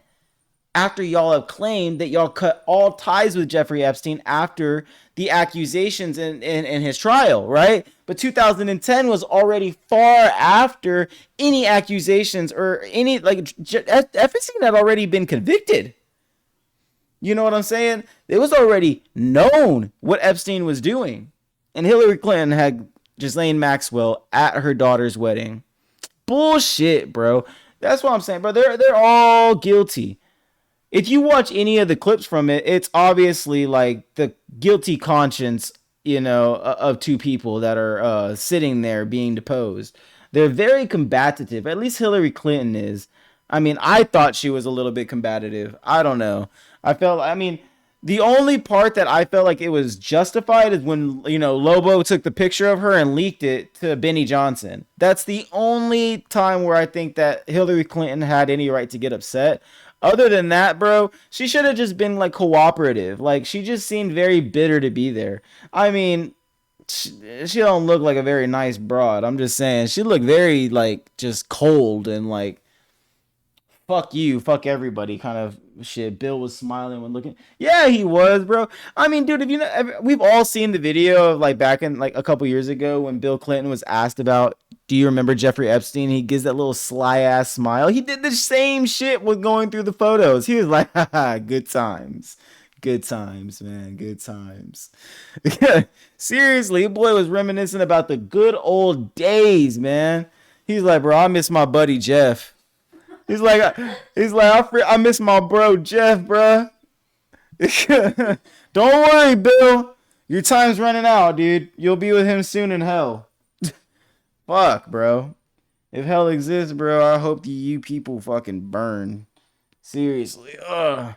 I mean, all of these people that were involved with it, whether they're left or they're right, I try to say this time and time again. I don't care if you're conservative, Republican. If you're fucking doing what, you know, fondling fucking kids, you need to be in prison. Shit. I said it time and time before that my extremist side of me wants these people just to be off. You know what I'm saying? Like, if you're gonna do these types of crimes and do some of the things that I've read in the fucking files, then you don't even fucking deserve to fucking be here anymore. Let's just be real. Like, these motherfuckers did some heinous shit. And it's hard to differentiate like what's in the files that was real and what in the files is not. You know, a lot of it is a lot of, word salad, but you know, they dropped 3 million pages on us for a reason. They wanted us to get confused. Poor Michael Jackson. I honestly believe that. Yeah, I don't think that he might have. I don't think that he did anything. I don't think that there's too much like evidence that like he did anything. There's not even anything like in the file, like the files that reference like Michael Jackson doing anything heinous. There's a lot of people's names that are in the files where they didn't really do anything, but just having your name associated to the files is not a good look, right? But at least he doesn't have to sit here and address it. Like I said, there are plenty of like politicians and CEOs that were a part of the Epstein, like, or have their names involved with the Epstein files that didn't actually probably do anything, but it's just not a good look for business, you know? Nobody wants to have somebody around that was involved with the Epstein files. Do you know who wanted to be in the files? Fuck yeah, dude. He was begging to be in the files, bro. He was literally begging Epstein to be on the pedophile island. Fucking weirdo, bro. He's like, please, guys, please. Come on, dude. Like, everybody else got a fucking invite. An invite. This true dude invited himself. Quite literally invited himself. He was ready, bro. He wanted a good old time, bro. And then this motherfucker sits on Twitter all day longer, X, right? And tries to say that he's advocating for children. Like, bitch, motherfucker. Dude, you're on the same boat as Trump. You're just trying to cover for your ass whenever the fucking Musk files drop. That's it. Seriously. Motherfucker is a weirdo. I don't believe for a second that fucking Musk is innocent in any of this. He's definitely got some skeletons in the closet. There's no way that he doesn't. Dude is a fucking freak if I've ever seen one. Have you seen his body build, bro? Anybody built like that, bro, is a freak. He's literally got the pedophile build. Him and Trump both. They got the pedophile body build. It's quite literally a pre-fucking requisite, bro. Have you seen the Stan meme? No, I haven't. The Stan meme? The Stan Musk meme?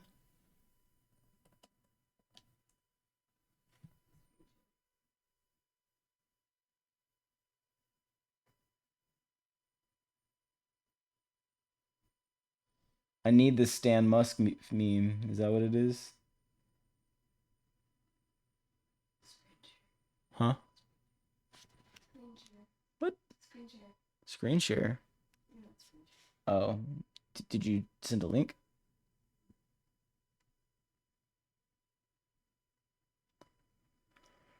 I'm looking for it. Is it, let's see. Musk Stan. I did realize that I'm not screen sharing.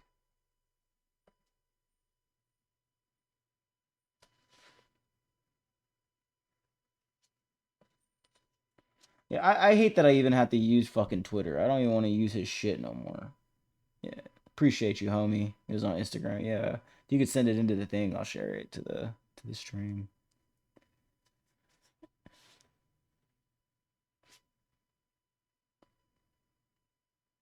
Makes me feel like shit when I used to. I'm not even gonna lie, bro. I used to like him whenever like Doge came out first. I'm like, damn, bro. I was like a little fucking idiot back in the day, glazing Elon Musk. Dude, he turned out to be a real fucking idiot, real big piece of shit.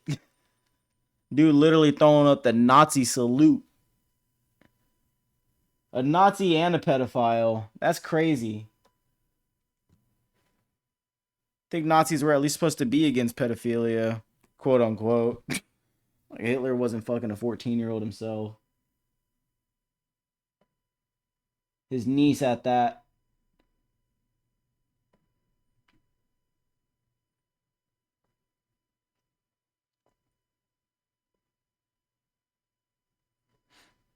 Sorry, I was looking at something.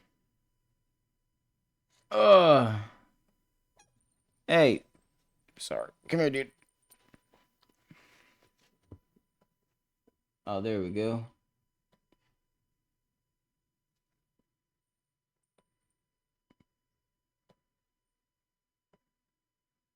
Is this it?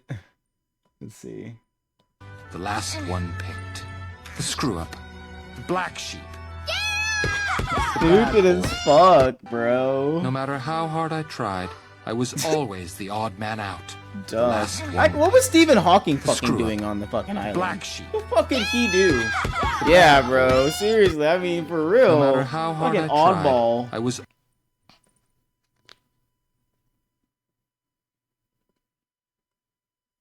Let's see, here we go. Dear Jeff, I wrote Oh you, my but God, you still ain't bro. calling. I left my cell, my pager, and my home phone at the bottom. I sent 2 dumb. Teslas back in autumn. You must not have got them. There probably was a problem Fucking at the island AI, docks or something. AI and Sometimes I Clippers, scribble man. addresses too sloppy when I jot them. But anyways, fuck it. What's been up, man? How's Donald? Fucking stupid, bro. Liking Dear that Jeff, shit. I wrote you, but you still ain't calling. I left my cell, my pager, and Fucking losers, man. I'm telling you. And these are the types of guys that get rich and fucking famous, bro. Like, how? Like, quite literally, how? It's the biggest fucking freaks and weirdos of the planet, bro. I'm telling you. At what point do you get rich and you're like, yeah, I just want to be a pedophile now? I think that's what I want to do. You know, sounds cool to be a fucking weirdo, man. I don't know, fucking losers. And here I am on the losers fucking platform going through videos. He has over... Yeah, dude, this dude be procreating like a motherfucker, bro. 10 kids, and then he got one named like XYZ750. Fucking stupid ass name. Come on, dude.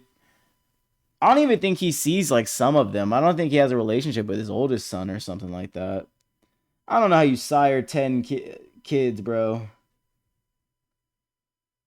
You know what? No one that sires 10 kids is a good guy. My grandpa has 11 kids. That dude's a piece of shit. Quite literally. Sorry, Grandpa Joe. We're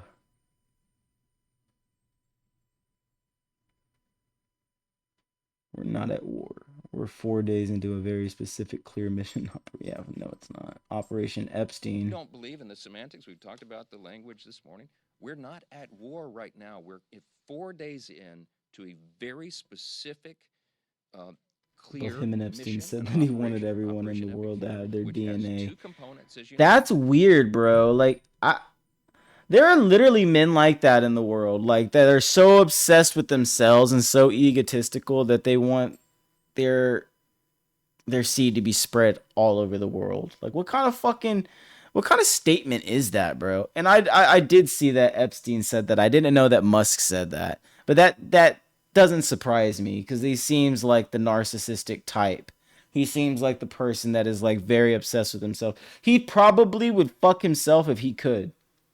And everyone started talking about COVID vaccines. Yeah.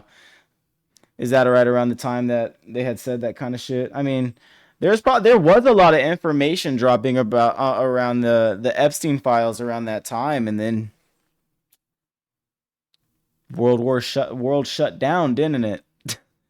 I mean, I say this time and time again, man. I mean, I'm not saying COVID was not real. It was real, obviously, but it feels like they tend to pump us with a bunch of fucking distractions to kind of get us to stop talking about like the hot topic issues, what really matters, like the fact that there are high, powerful, elite people conducting being involved with criminal activity, you know, and not being brought to justice and not being held accountable for their fucking actions, for not being held to the same degree that me and you get held. These people don't get to operate in the same democratic society that me and you live in. They quite literally don't have to abide by the fucking rules. He said, damn, I got his DNA in me. Yeah, bro, I think I might be Musk's son too. Shit, bro. We might all literally be products of Musk now. Who the fuck knows what him and Tesla have fucking done? They got us, bro. They're gonna put fucking. He's gonna be the reason why we got like chips in our brains. He's gonna control. If he can't fucking spread his seed in all of us, he's gonna put his chips in all of us. He's like, if I can't have these sire all these motherfuckers, I will control all these motherfuckers. And people will gladly sign up for this shit. Watch. I'm telling you, bro. I can't glorify these people. These people fucking suck. And they're like literally lining Trump's pockets. These billionaires. Money like that should have no place in power, because the second that money is involved with politics, you start buying veto power. You start buying the ability to get policy passed. And that's scary, man. That's scary. Even right now, we got a billionaire as a president that doesn't serve the interest of the everyday people like me or you. I don't know how people were tricked into believing that a billionaire was able to serve the interest of the middle class and the everyday blue-collar worker. That just doesn't make sense to me. But, you know, people don't really have common sense, and a lot of people are just idiots. There's no such thing as a good billionaire. Yeah, I mean, it's quite... You know how many unethical things that you have to do to become a billionaire? You know how many people you have to walk on? How many people you have to quite literally belittle? I mean, you don't make that much money by being a good person. If that was the case, then, you know, I'd be a billionaire by simply being a good person. Ass. Nah, man, I mean... Yeah, dude, you don't achieve that kind of wealth. And there's more to, for me, man. I used to really like be like, oh, money is like the most important thing. Money is like the only thing that matters. We have to, I have to work hard in order to make as much money as possible. And you know what, dude? Money doesn't fucking matter. I mean, it's a tool. You need it in order to survive, but don't let it fucking consume you. Don't let it become everything that you are chasing. You know, don't pursue a career for the simple fact that you want money. What does the say about rich men? The Bible does say simply that you can't serve God and money. I will say that. It says that you're supposed to donate, but most rich men don't donate. They don't give back to the poor. They don't feed the needy. They don't give, they don't help anyone. And, that's why for me, man, I've been into politics for a while, especially really from the election 2024. I got really into it. I had to take some government classes that really got me into political theory and political philosophy, and I was studying finance. And I realized within the last year that whether you believe in God or whether you believe in this, you can't serve money and be good. You can't be if you have morals. If you want to have a career that serves a just cause, then you can't pursuing a career in finance is very difficult, because the second that you get to the job, you have to put those morals to the side, because you are quite literally serving some of the worst people in the world, and you're going to try to make them richer. You feel me? Or teach them how to evade tax laws even more, or how to fuck people even more, or to get into things like private equity, where you literally buy up companies and you just fire everyone and restructure the whole company for pure capital gain. Capitalism is putting putting dollars before lives. And that's quite literally the opposite of Christianity. But we have Christian billionaires? That doesn't make fucking sense. We got these mega churches, American Christians voting for a billion. Yeah, exactly. That doesn't make sense, man. And they act as if Trump's not even Christian, dude. He is not. I watched a video of him being asked what his favorite scripture is, and he couldn't even name one. He's like, oh, that's very personal to me. It's very personal. I don't like talking about that. The Bible is a very personal thing. Like, okay, well, what do you like more, the Old Testament or is it in the New Testament? Oh, I like both books. I like both. Dude is completely bullshitting us and acting and posing like he's some type of Christians, and Christians eat it the fuck up. He's like, how can I choose? Yeah, like, seriously. What do you mean, how can you choose? It's easy, though. I mean, the word of Jesus Christ is in the New Testament. You can start there. I would have been like, you know what? I enjoyed the entire Gospel of Matthew. The introduction to Jesus Christ's words. Right there, it sits with me. Come on, dude. It's just that easy. While he has a Bible that he sells, that he signs for people. There's a Bible, a Trump Bible. Well, he's never picked the Bible up and read it a day in his life. Yeah, while the Bible is upside. Exactly. While these people, all these Christian, all their secretaries are wearing crosses on their neck while serving a neo-fascist regime that is conducting operations around the world and at home that are harming not just foreign civilians, but civilians here at home.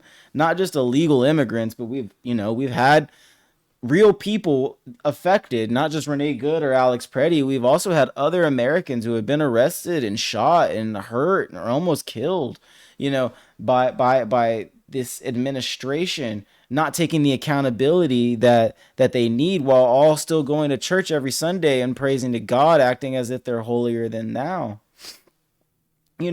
A lot of these Christian nationalists, man, they couldn't tell you a single quote from Jesus. They really they couldn't. They claim that they're so holy. They'll quote you a scripture from Corinthians or Romans or Timothy before they actually quote you a freaking Jesus quote. They have Paul memorized before they got Jesus memorized, and that's a whole nother conversation right there. Christian nationalists love themselves some Paul, but they don't like to follow the words of Jesus Christ. Because following in the words of Jesus Christ is quite literally the hardest thing to do. If it was easy, then everybody would be able to walk like Jesus. That's why Jesus was Jesus.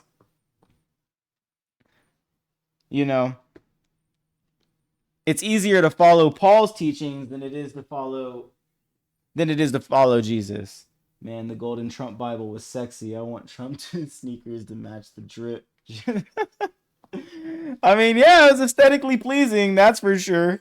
And if that's all you care about is aesthetics and shit, yeah, for real. Oh, man.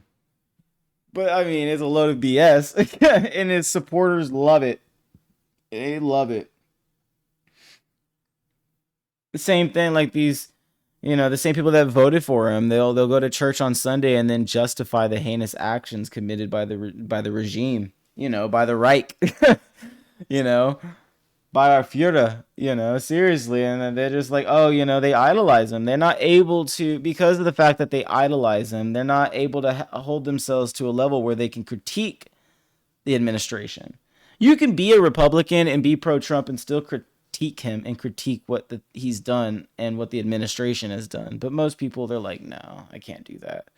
And like, it just boggles my mind that, how hypocritical some Christians can be. I'm just like, practice what you preach, bro.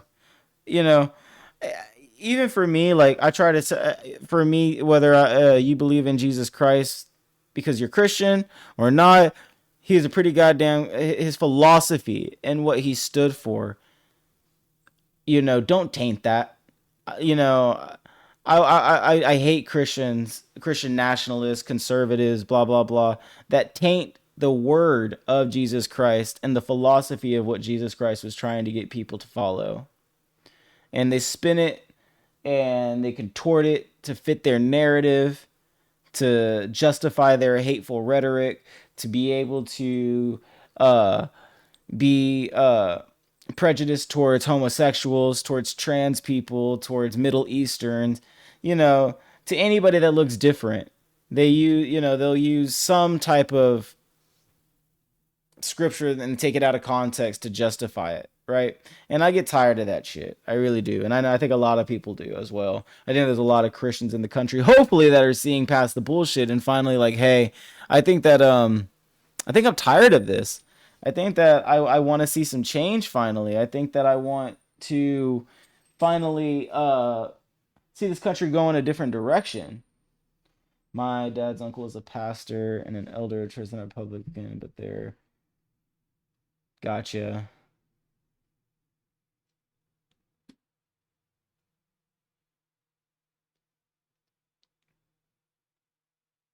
So does that mean that they like follow Paul a lot? I'm sorry if I don't know. Like what is apostle? Sorry, My brain is frying. My dyslexia is killing me. You want to give me this book? Oh yeah, bro. I've been reading this book, bro. This one really taught me like a lot on how to debate against conservative, Christian nationalism, the separation of church and hate book. It really highlights like what Jesus Christ was really trying to say, like what he was trying to preach to people and what he was trying to get them to understand, and how, Paul comes in and essentially, took the word of Jesus and made it more accessible to people by simply saying that, hey, it's more about salvation and acceptance of Jesus Christ than actually walking in the light and in the of Jesus, right, and following the ways of Jesus Christ. Oh yeah, so high stream revelationists and stuff. Got you. Yeah, my wife was raised 7-day Adventist, so they're pretty much very similar, very hardcore. But the thing is, like, I think some people tend to they focus on the words of Paul and Revelations and everything, and not so much on what Jesus Christ was actually trying to get us to do, to love thy neighbor, right? To love God. I mean, Jesus quite literally tells us, in on the mount, on the Sermon on the Mount, what it takes to get into heaven. Feed the hungry, give water to the thirsty, help those who are sick, visit those who are in jail, give me shelter whenever I ask. It's like, it's just help those around you. He's essentially saying, for whatever you did for your brothers or your sisters is what you did for me.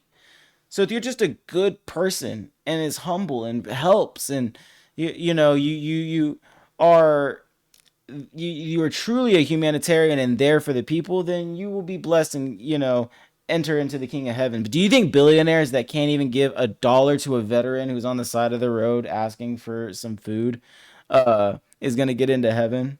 Quite literally not. These are the same people that hate socialist ideas and they call it fucking handouts because they don't want to see poor people fucking eat. Like, seriously, these are literally the same people that they don't think that people like me and you who struggle deserve to have any type of help from the government. They think we're just moochers. How can you be a Christian and hate socialist policy like that? Jesus would have loved socialism, because socialism is about everybody fucking having enough to survive. It's basic human decency to have enough food to eat, to have enough water to drink, to have a place to live, without struggling in the way that we do. I would say more about it, but I'm not trying to end up dead. Straight up, bro. Hey, man. That's why I feel like I'm putting my life on the line here. Shit, bro. You know what I'm saying? I gotta put in every reel before, like, hey, man, I would not do anything to myself. Now, that being said, let's jump into the news. Fuck, I gotta put a disclaimer on this bitch. Let the community know. Nah, for real, man. For real. Facts. Ugh. They don't believe in going to the doctor also. Oh, shit, man. That's hardcore, man. So it's y'all like it's like one of them Christians that you get like cancer, you don't go to the doctor. I'm diabetic, bro. I would be dead a long time ago if that was the case, bro. I gotta go to the doctor all the fucking time. I need insulin just to live, bro. I don't know how they feel about that. Would they allow me to take, like, are y'all like, is your grandfather so much like, so like where he doesn't take like Advil or anything like that? Got you. Since they've been, yeah, because you can't deny that health, man. Once you get older, man, that's the number one thing that you can't do, bro. The number one thing you can't do, you got to prioritize your health, and that's why, like, in America, we should be prioritizing like policy on health more often, because Americans shouldn't be dying at young ages, or we shouldn't be suffering from those kinds of things at a young age. I can't really afford medicine. I can't afford the diabetic supplies that I need. You know, I can't even really afford to go to the doctor. That shit's too expensive, man. So I think it's extremely important that we figure out something. Fuck, because you know how many people go their whole lives not going to the doctor because they simply can't go to the doctor?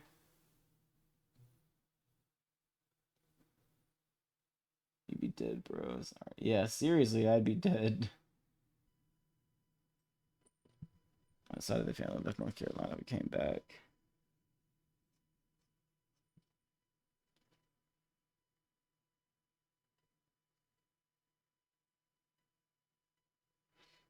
I think that's what Selena died. They did not give her care for the bullet wound. No shit.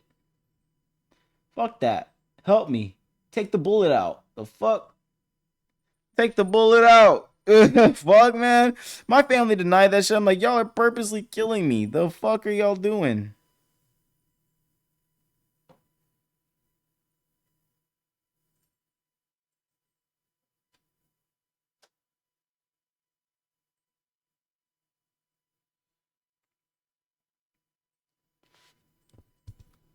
I couldn't. So you're just telling me they let her die? Hell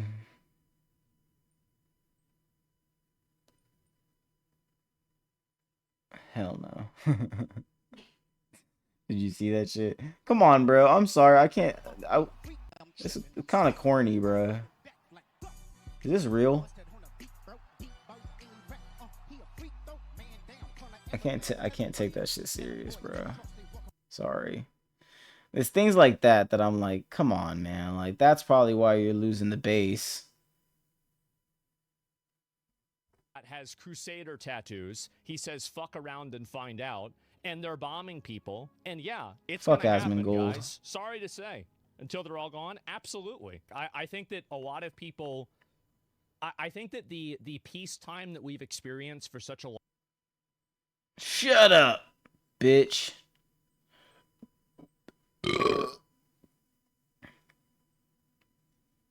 Yeah, bro. Asmon, Nick Fuentes, Myron, all of them. Sneeko, dude. Horrible. Spreading terrible messages. This dude is literally like the biggest incel in the world. I mean, it literally sits in his mom's basement all day long. Doesn't take a fucking shower. Yeah, washes with Windex. Yeah, bro. Straight up. He literally looks like he hasn't showered in days. His hair is so fucking greasy. And all he does is talk shit. I don't even know how the fuck he has 50-something thousand people on Twitch daily. Daily! He's like 57,000 people watching him. I'm like, what? Who the fuck is in here watching this guy? Who actually sit here and enjoys Asmongold's fucking content? I don't even get it, man. I didn't even try. I just drop in here and there to kind of listen to it. And I'm like, dude, this dude is saying absolutely nothing. He just comments on nothing. Actually speaks on nothing. He's just talking out of his ass half of the time. And it's just one of those grifter ass motherfuckers, bro, that have the wildest kind of takes, have the wildest commentary because they know that it gets clicks. You know what I'm saying? Having wild takes is clickable, bro. It gets attention. It quite literally is the easiest way to blow up on social media is to be a grifter and just fucking talk out of your ass and have the wild take on the situation, right?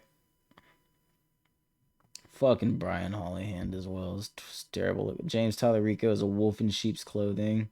Fool the voters. He's actually a wolf in sheep's clothing, and he is a dangerous person that our party needs to wake up to. We need to actually listen to the Dude, words this kid sounds He's stupid. not preaching the gospel like he claims. He's actually preaching progressive politics with some Bible verses sprinkled on top to fool What's the wrong with voters. He's progressive actually a politics, wolf in man? sheep's clothing, Progressivism, and bro, he is a good. dangerous person that our party needs to wake up to. Conservatism, bro, we're tired of people staying the way that it fucking is, He man. loves to say that I'm God ready is for some not fucking binary, that change. Jesus is a radical feminist, that our southern border should have a welcome mat. I was just reading my Bible before I came on the show, and I couldn't find any scriptures that supported that, but they support his talking points. This guy is going to be their future.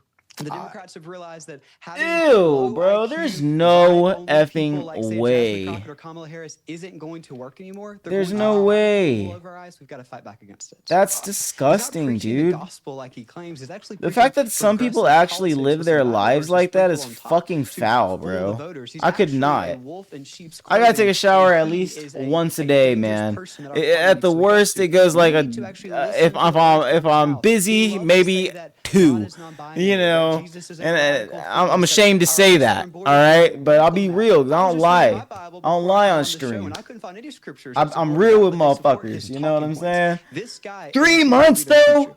And the 3 Democrats have realized that months. having low IQ. That's absolutely nasty. And you know what, bro? I believe that shit. I really do. I want to say that that's unbelievable, but at the same time, when you're talking about Asmongold, bro, nah, I believe it. Fucking incel. This is the same guy, bro, that literally tells his like fucking whole community to like stalk Hassan, and then they go do it, and then they literally will try to find this fool live, bro, and go follow him and fucking just fuck with him, and it's like, dude, how weird can your community be? I'm telling you, the Groiper community, the Asmongold community, bunch of weird ass motherfuckers.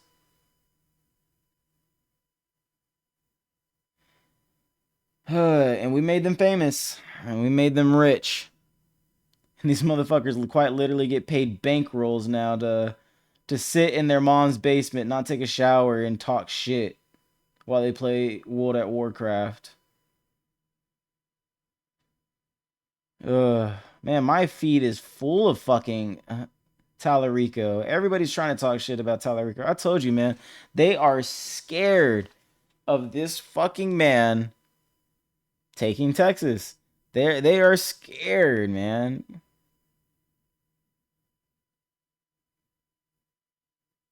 Kai say some of the good clips for the closer to the election, yeah, because you motherfuckers literally are scared to shake it in your boots. Shaking in your boots. Yeah, you're shaking in your boots. Fucking losers. This temperature claim is crazy. Whose temperature claim? Talarico's?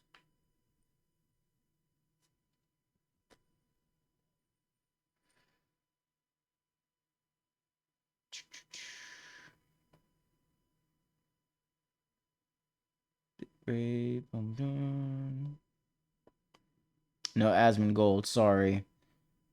What did he say? What temperature claim was that?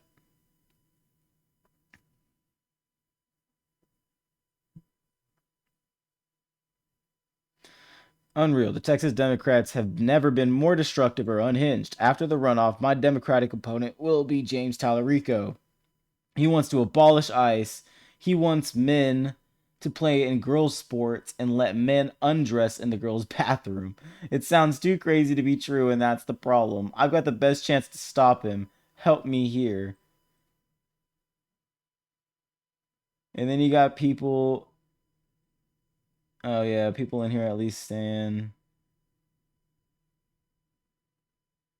At least people are seeing past the propaganda. I thought there was going to be a bunch of people like, oh, thank God for you, Mr. Ken Paxton.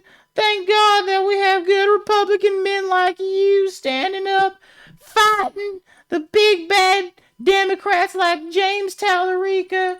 We couldn't dare have him in the politics, in the Senate. Thank you, Mr. Paxton, because I know you're not corrupt. I know you never do nothing wrong. Fucking dummies. They believe in like the first headline they see without actually doing any type of fucking research into that shit. Motherfuckers literally don't have a working brain cell. They cannot formulate a single fucking opinion for themselves if it fucking was to save their lives. They are a bunch of dumb fucking hogs. Hive-minded, monkey-brained buffoons that could not fucking... I'm telling... I don't know. I could go on for days. They're idiots. Fuck them. And I live around them. I have family that are like this. Fucking sheeple. Literally. Hogs. Sheep. Cattle. Less than people. Sorry. It's just those types of people, man. Those types of people really just piss me the fuck off, man.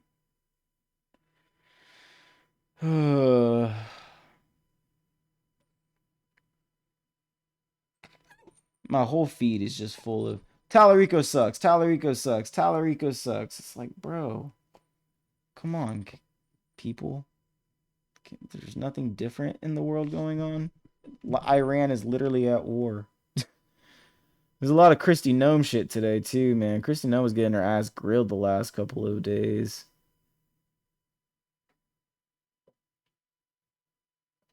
Looking at a picture of an interior, looks like a bedroom. Of an airplane. Yes, sir. You're not familiar with that?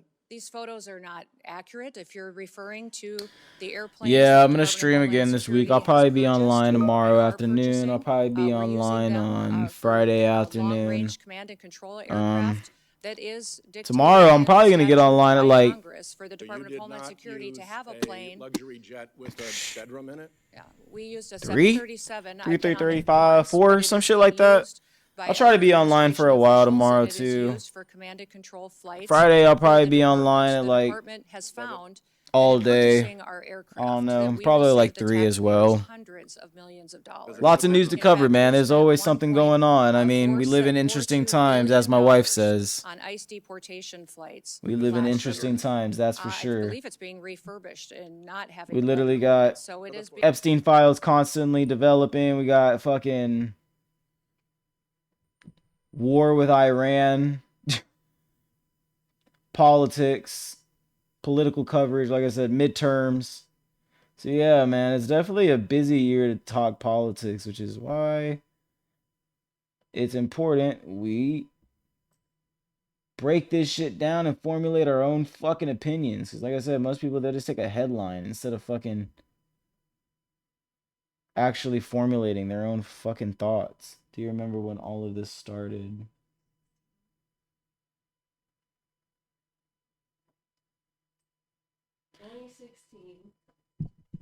What? For what? The craziness? Because of the Nobel Peace Prize. Considering your country decided not to give me the Nobel Peace Prize for having stopped 8 wars, I no longer feel an obligation to think purely of peace, although it will be always predominant, but can now think about what is good and proper for the United States of America. That's such a petty little fucking text message. How much of a little petty bitch could you fucking be, bro? Like, that's a child's text message. He's like, well, you didn't give me the Nobel Peace Prize, so peace is no longer an option for the world. Fucking clown, dude. Absolute loser, man. I mean, we have to literally, this has to be the most childish president. They do say when you get older, your brain starts reverting back to childish tendencies. So he's pushing 80. He's probably got like the mind of like a fucking 12-year-old right now, dude. God, he's got the emotional awareness of a 12-year-old, man. Fucking idiot. He's such a... Oh, you didn't give me... Like, come on, man. What did you do to deserve the Nobel Peace Prize? It's complete bullshit that you're claiming to stop 8 wars. Ain't nobody stopped 8 wars. Pakistan and India are still ready to fucking kill each other, bro. The same way that they've been ready to kill each other for like 20, 30 fucking years now plus going on.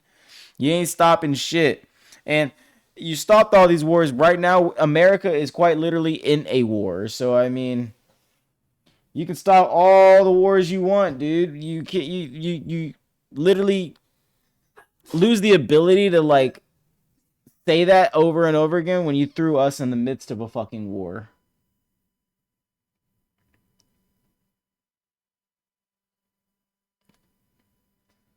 Bruh, straight up. That often happens in war.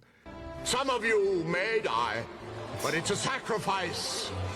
Lord Farquaad looking ass. The lives of courageous American heroes may be lost, and we may have casualties. That often happens in war. Bro, that shit irritated the absolute fuck out of me, bro, when I saw that shit, because it's like, dude, you go fight this fucking war. You go duke it out. You go throw yourself in the fucking midst of all of this. Fuck, man. If you're beefing with the fucking administration in Iran so much, then why don't you fly to Iran and go fucking just 1v1 these fuckers? You know what I'm saying? Why can't world leaders just be like, hey, yeah, we're going to do a fight to the death. All right? Trump versus the Ayatollah. In the ring, we're going to throw them like a hammer and a chair, and they're just going to go at it. And, you know, whatever leader fucking wins is the best. You know, and whatever, the winner takes all type of shit. No, I'm fucking fooling. But no, for real. I would much rather, like, it's just like, come on, dude. You would rather, you're so okay with sending everyday people like me and you to our deaths. But you couldn't dare to fucking send your sons or your family members or even yourself. Couldn't imagine putting yourself in the midst of all of this. It's gonna rip you straight up, bro.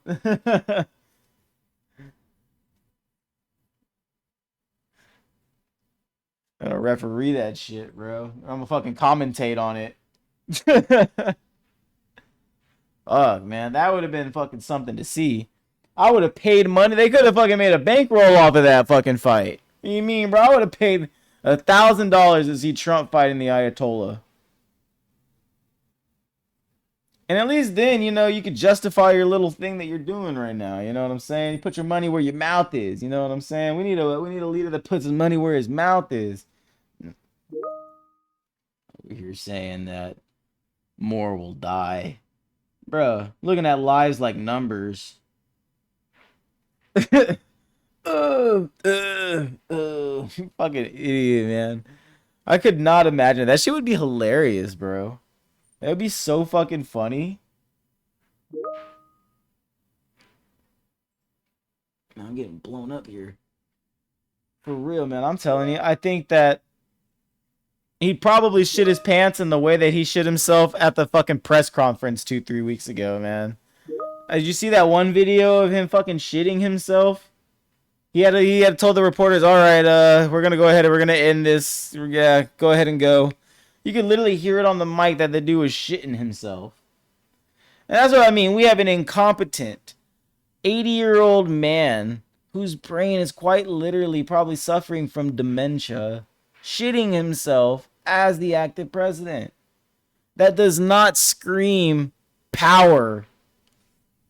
He's trying so hard to be like this tough shit ass president, bro. And it's like, it's hard to appear as a tough shit ass president when you're quite literally shitting yourself, Mr. President. You know? There's only like, you can only recover so much after fucking shitting yourself, dude. I love Poopy Trump. It's so cute when he makes that face. Dude, for real, man. I don't know. Yeah, these people, they were literally like, oh, we don't want Joe Biden to be president. Sleepy Joe, Sleepy Joe, Sleepy Joe. I think, how many times has there been a video of Trump literally falling asleep on the record since he has gotten back into the presidency? Oh, Sasuke. Yeah, bro, this dude's the same age.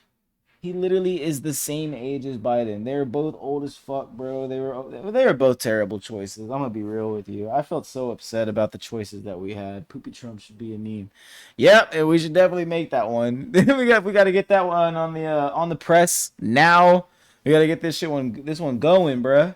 Got to get this one going. You gotta start trolling these fuckers, bro. Someone should have made that shit instantaneously. They were probably scared of getting shadow banned though. They knew the platforms were gonna fucking punish them for making fun of the supreme leader. How dare you make fun of the supreme leader? What's up, Papa? He's like, hey, bro, when are you gonna pop off, dog? Hey, chill out, chill out. Sleepy Joe and Poopy Don, bro. Sleepy Joe and Poopy Don is crazy as fuck, dude. Yeah, man. That was a shit show, man. It was a shit show. Thank God the next election will actually have some competent-minded, hopefully, people that are going to run. Hopefully he doesn't try to pull some unconstitutional shit and do a third fucking, a third campaign. Who knows, man? I wouldn't put anything past this administration anymore. They're literally unpredictable. Completely. It's Gavin Newsom. Yeah, Gavin Newsom has. I mean, he's obviously probably one of the stronger, or not strong. I wouldn't say stronger. What is it? He seems like he's going to be one of the top leading people for the Democratic Party to run for president. We're definitely going to have Gavin Newsom. I mean, like I said, I'm not the biggest. I'm not a big Gav guy. I mean, I am in Texas. I'm a Texas Dem. Gavin is a little bit more of a California Dem. But hey, anything is better than him, and he's willing to shit talk Trump. I do like that. And he said, "Who else is there? Fuck, man, who else is there?"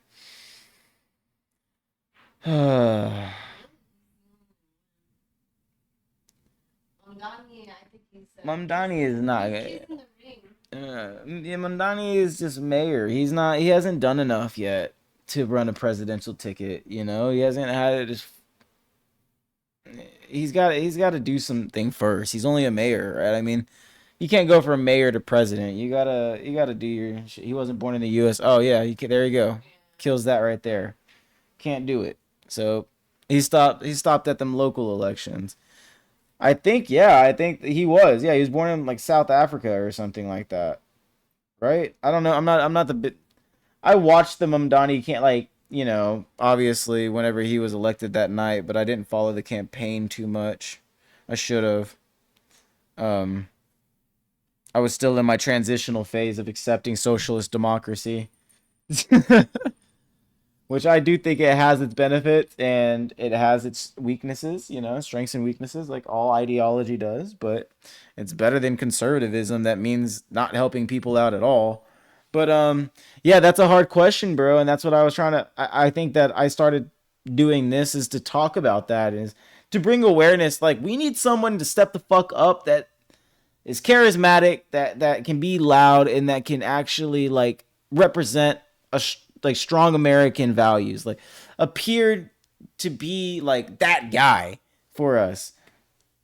I just looked it up. He's born in Uganda. Okay, I was mistaken. Uganda. Got you. So I mean, that does automatically disqualify him from being able to run for president, right? So I would assume JD Vance is definitely going to be the Republican nominee. Yeah. JD Vance is definitely going to be the Republican nominee. I definitely think that there's going to be a little bit of like clash between him and Rubio. I don't know. I see it in Rubio's beady little eyes and his big ass little ears, man. Like, I think that he wants the presidency, dude. I don't know. I think he might challenge JD Vance for the ticket. I think there's definitely going to be a couple of Republicans that are going to try to jump for the spot. That's obvious. JD Vance, though, the Republicans love him already, but I don't know if the base is loving him, especially now that you got people like Nick Fuentes like literally saying fuck JD Vance and getting his entire movement to move away from those candidates for the next Republican presidential candidate. That just shows that there's some split inside of the Republican Party and as far as who they feel like the next successor of the MAGA party should be. JFK's grandson is my choice. He's good. Yeah, I was looking at that. Huh? Schlossberg. Yeah. I like him. He's just a little bit young still, right? I mean, maybe within the not this next presidency, maybe the one after. And that's why I say that I can't really think of any strong candidates going into this next election. I think that we're going to see a rise of strong politicians over the course of the next, 2 to 4 years for sure. But, the next president might equally be just as equally be as shit. I don't know. Watch the Democrats try to force Kamala Harris down our throat again. I was always upset about that they didn't give the American people the chance to maybe pick somebody different. They just shoved the vice president of Joe Biden down our throats instead of maybe picking. Even if they weren't going to let us pick, they could have chosen somebody who was a little bit stronger than Kamala Harris to oppose Donald Trump. I think that going for somebody like Kamala Harris in the midst of something so important like the presidential election, going against a figurehead like Donald Trump, was a dumb move. They could have... Shit, I think Gavin Newsom would have had a better shot. Big Gav, bruh. But like Hillary. Yeah, they should have thrown Hillary on the ticket again. Shit. Ugh, man, dude. I'm telling you, dude, that's all I've ever had, bro. My first election ever, Hillary Trump. Bullshit. Second election ever, Biden Trump. Trash. The next election, Kamala Trump. Trash. It's like, dude, I want... Give me some fucking, like, options other than these fucking losers, man. I'm so sick of this shit. Like, I'm ready for an election that feels fresh. Like, I want an election where they give me like 10 candidates in the primary for the Republicans and 10 candidates for the Democratic primary, and we all fucking choose. I don't want to just be like, oh yeah, well, we already know at the beginning of the year that it's just going to be these two people. You know, for 3 elections, bro, it's been Trump in my face. You know, I'm ready for the country to move on from MAGA and the divisive and hateful rhetoric. 2016 was a good election year. We did have a lot of people, and that was exciting, and that's what I mean. Like, that was my first election where we finally had, where I got to participate, where there was a lot of people in both of the primaries, right? Where we had options. It was only 12, correct? Yes. He was only 12. Who was only 12? Oh, you were only 12. Shit. You were only 12? Damn. So 2016, 10 years, 22. I was 19 at the time, bro. So it's all good. It's all good. So you weren't really given much of an option in your first election either, to be fair. You know, you were fucking stuck with goddamn Kamala. March 15th is my birthday. Okay, got you. Well, happy early birthday. Well, shit, hopefully you're still here chatting with us by March 15th, bro. That's only, what, 11 days, bro. If not, happy early birthday. Shit.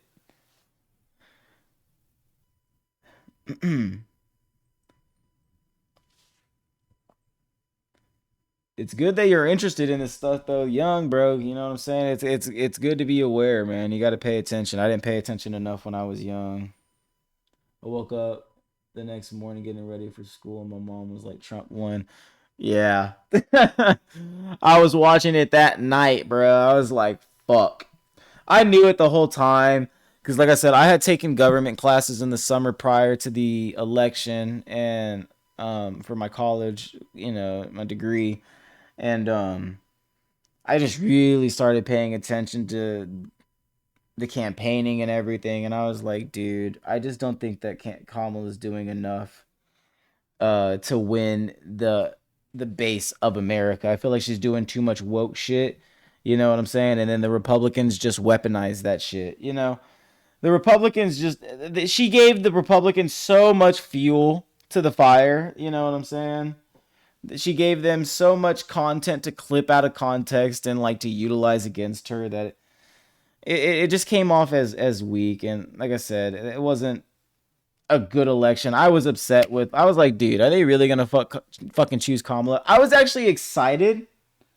We did it right, dude. Seriously, I was excited when Joe stepped down. I remember that day. I was like, dude, thank God. I was one of the people begging for Joe Biden to step down and give the somebody else a chance to run for the presidency.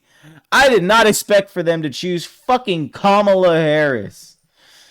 That shit bugged the fuck out of me. I was like, dude, they had the opportunity to bring someone fresh into this bitch. Someone that actually had the chance to maybe combat him, and maybe they just didn't know who. Maybe they were just scrambling for somebody. I don't know. But there were many people that were saying that, hey, Kamala, she doesn't have what it takes to win over the base. You're even going to have Democrats that are going to go and vote Republican due to the fact that they don't support Kamala Harris. She is overwhelmingly unpopular. Overwhelmingly. And what did the fucking Dems do? They didn't listen. These motherfuckers, they think that they know what's best, and they thought a corporate Democrat like fucking Kamala Harris was going to be the best choice for the fucking party. And that's fucking, that was mistake number one. That was mistake number one. Honestly, I should have more time. Yeah, maybe. Maybe she had more time to build the campaign the way that she had wanted it. Maybe if she had had the chance to start campaigning in as early as January, then great. If she had a little bit of time to separate herself from Joe Biden, because, with Joe not stepping down until June, July, that didn't give her a lot of time to separate herself from the image of Joe Biden's quote unquote failed presidency. And I don't think it was a failed presidency. I think that he failed in some areas. When you look at numbers, obviously, inflation was up, but the economy did do great. But that was also because we came out of post-COVID. There's a lot of factors into the Joe Biden administration.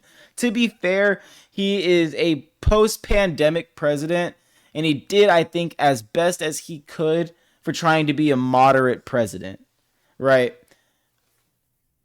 I just don't feel like it was enough to win over the hearts of America, right? And that's why, obviously, we had 2024 happen the way that it happened. She also had Obama campaign advisors strong-arming her own campaign advisors. Oh, did she really? That makes sense, I guess. Yeah, being associated with Biden would make you associated probably with Obama-Dade campaign advisors. So yeah, if you're not able to run your campaign the way that you feel like it needs to be ran, and not able to, execute the vision that you had envisioned for your campaign, then of course you're not going to reach the base that you want to reach. You got outdated campaign advisors from '08 probably telling her like, hey, this isn't going to work, and hey, you can't do this, and hey, you can't do that. And it's just like, bro, do you even know how these people think anymore? I don't think you do. So when yeah, bro, I could see that. When you got people like that, it makes it hard. And that's why you just got to say, fuck your campaign advisors. Get the fuck out of here. We're going to do what we want to do. Still, I don't think America is ready for a female president, though. Those rural parts are still kind of stuck in that patriarchal mindset. And yes, being, like I said, in Texas and a person of color as well. Yeah, they barely let it happen with Obama. You think they're going to let a black woman? They're not even ready for a female president, let alone a black female. And that's just, the racism of America still. We're still coming out of a very complicated part of our history. The civil rights and all of that was just what? 60 years ago? So it's still fresh on the minds, fresh in our history. We still got grandparents that would have been a part of that movement. So yeah, there's still some underlying racism throughout parts of the country. Like, I live in Texas, man, and there are some places where there is no black population, where Sunset counties, where if you're not in by sunset, that you're in for some trouble. And it's like that throughout Georgia, throughout Alabama, throughout Louisiana, Mississippi. It's just an untalked about thing. It's kind of taboo. I don't know why it's not talked about enough, but it isn't. And like I said, you got those rural areas that just, they can't see themselves as somebody as people who can let a woman run the country, Is North Carolina also like that? I know South Carolina crazy as fuck. I didn't know if North Carolina was. I know South Carolina throughout history has always been the most radical of all the states. They're always ready to do the craziest shit. I think South Carolina was the first state to ever secede from the fucking Union. So it doesn't surprise me if North Carolina has a lot of those rural racist conservatives still, who just are afraid of change and can't see themselves living in an America that isn't just full on white. We have racist Native Americans. No shit. What does that even mean? Like racist to who? like racist to like black people? That's insane. But it doesn't surprise me as well, man, because there's a lot of Mexicans that are like that as well. I'm Hispanic, and Hispanics are extremely racist, you know, and yeah, I believe you. Most races, man, are racist to each other, man. I mean, I don't know. I grew up in like Arlington, Mansfield, Texas. It's a very like multicultural area. It's just a little bit of everybody, and from what I gathered, every race talks shit about every race. It's only one tribe though. We got to get past this like hatred towards each other over the fact that our colors are different. That shit is hella crazy, man. It's like I would tell like a racist, like, would you deny blood? Like, if you needed blood, you were dying and you need a blood transfusion, are you gonna deny blood because it's a black man that is willing to give it to you? Would you deny, if you were having a heart attack, health care from a doctor because they're black? There are some racists that would say yes. Let me die. Fuck that. Seriously, man. I've seen racists say that they would rather have like Epstein run for president than vote for Kamala Harris. So, like I said, that just shows racists would rather have a pedophile or a corrupt individual in power before they put somebody in power that is completely unfamiliar to them, right? Completely new, a change in their day to day. Fucking crazy racist ass Native Americans. All right, shit, man. But shit, man, I appreciate everybody hanging out with me, man. It was the Lumbee tribe. I'm gonna look it up.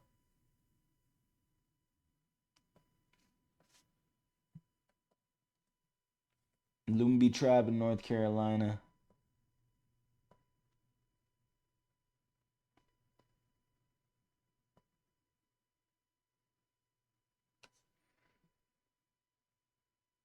I bet that all Native Americans are probably racist, though, homie. I'm not even gonna cap on you. They probably are like, get these fuckers out of here, bro.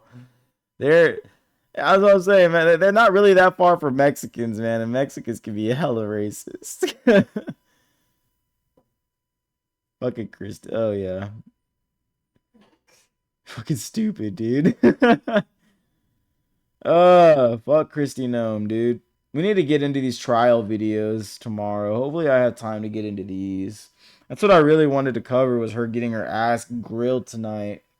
But as is political commentating, you just kind of go on tangents about all kinds of shit. But yeah, man, from some of the stuff I was watching, she's finally being held accountable a little bit for some of the bullshit, operations that have been conducted under her watch. But likelihood that she's actually gonna face like any like repercussions, doubtful. But like I said before, man, I gotta get showered up, man. I've been online for a minute. I gotta get ready to go for my classes tomorrow and shit. Oh, Pam Bondi is getting questioned. Is she? When is she getting questioned? I covered the Pam Bondi shit last deposition. House committee votes to subpoena Attorney General to answer questions over the Epstein files. Fucking greatness. Yeah, the House Oversight Committee voted on Wednesday to subpoena Attorney General Pam Bondi. Don't be like Asmongold, go shower. I don't know, man. We're keeping the conversation going. I don't know, man. I feel like I gotta stay right here, The news is just, it's always changing, There's no time for a shower. I'll shower when I'm dead, all right? Fuck. The news does not sleep.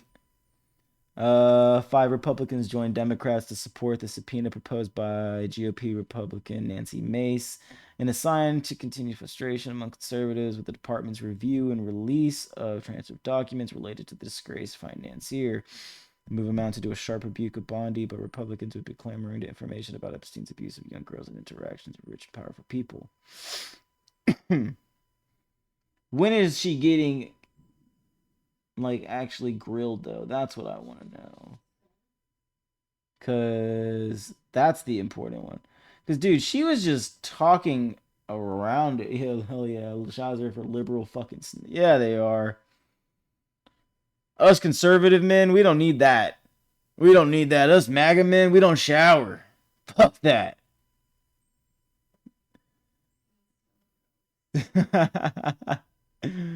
Oh, man. Okay. Subpoena. Let's see.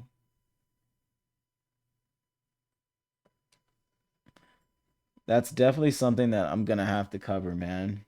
Soap, what's that? Dude, I don't even shower with soap. I just shower with water. Cold water at that. Not even warm. Just a quick 30-second rinse, dude, and I'm out.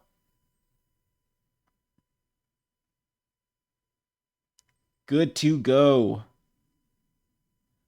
If I do have to use soap, I just use the hand soap that you get from like the Dollar General.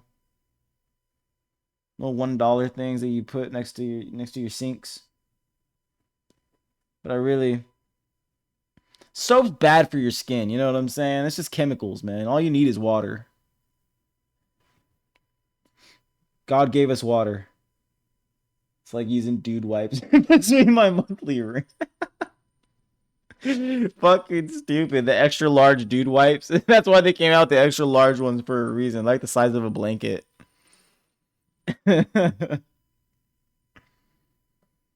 Subpoena date. Give me a date, fuckers.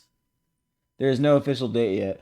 Alright, we will definitely be getting that date soon, though, because, like I said, bro, she just talking herself in circles, man, and deflecting like a motherfucker whenever she was sitting for her last deposition. That shit was hella annoying, dude. And that bitch needs to go to jail. She's obviously, like, covering up for Epstein and all of the elite individuals that were associated to his pedophilic cabal. Right? Like, she's supposed to be the attorney general. The attorney general is supposed to be representing basically the entirety of the American people. So she's supposed to be representing the victims, the survivors of the Epstein crimes. And it feels as almost so like she's the head lawyer in charge of protecting the elite individuals in the Epstein files. Man, bro. She needs to go to jail. She's literally she's the one that was like, yeah, we need to redact that name and that name and that name is related to it. She probably is, man. 100%. Her hands are dirty as well. All those fuckers' hands are dirty. That's why they don't want it getting out to the public. That's why they don't want us to know, because they know we'll be outraged. We are outraged. They think that this little Iran war is going to stop us from talking about Epstein. They quite literally think that it's enough of a distraction to get us to stop. Honey Milky's is the best soap, by the way. It's stupid as fuck. Honey Milky's, man. I'm telling you, man. I don't even use that. I don't even get in the shower. I have a bidet, and I just kind of turn that on and just fucking let the water hit me. You know what I'm saying? Stand in a bucket, let it fucking all fall inside the bucket.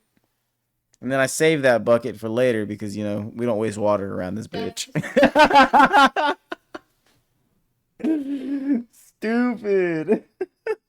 We don't waste water around this bitch. Alright? We're going to find something for it. We're going to use it in the kettle. We're going to boil it. No. Did you see the video of that one lady who she posted a TikTok of a travel hack, right? So she's like, if you need to wash your undies but you don't have a washer, I'll show you a trick. And she puts it in the coffee pod press. Like, you know how every hotel room has a coffee pod? Ew, no way. And she runs it through the coffee pod. Oh, God. So she has, like, steamed underwear water at the end? Fucking gross. Nobody wants that booty water, bro. Steamed booty water sounds foul, bro. Do you remember Big Ed? Who's Big Ed? No, from what? Is that thunder? Oh, yeah. Oh, is it raining out there? The guy with the no neck. Oh yeah, Big Ed, yeah, dude. I remember them clips was fucking going around, dude. Yeah. Almost forgot about Big Ed, bruh. Can't forget about Big Ed. Fucking washed with mayonnaise is absolutely fucking gross. Nasty. Wiping their asses with mayonnaise. Fucking gross ass motherfuckers, dude. Ugh. I could just smell it from here, bro. Rotten egg ass motherfuckers, bro. Nasty. They look like they smell like mayonnaise. They literally look like they smell like mayonnaise. That's their favorite condiment. They literally look like they eat mayonnaise out the jar. Just spoon in hand, bro. Gobbling that shit down. You know life's bad whenever you look like you smell like mayonnaise, bro. You should never look like that. That's a horrible fucking insult. Shoot me now if you tell me that I smell like mayonnaise or I look like I smell like mayonnaise. Then I'm doing something wrong with my life. Also, that coffee pot probably smelled like steamed tuna. Yeah, I probably did, dude. It probably smelled like fucking steamed tuna, dude. Ugh! That's horrible.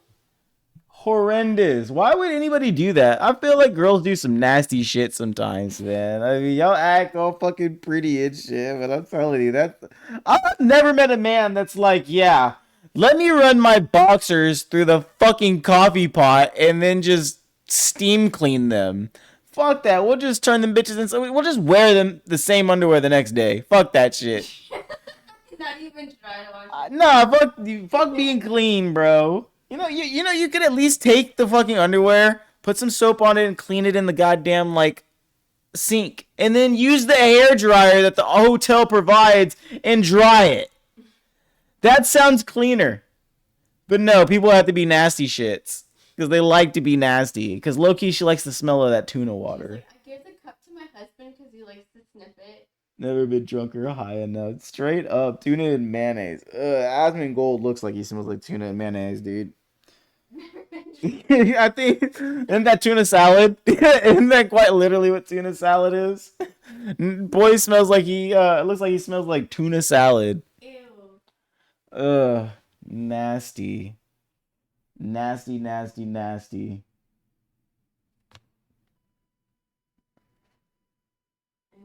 And Windex. And fucking Windex. You had to throw the Windex in there.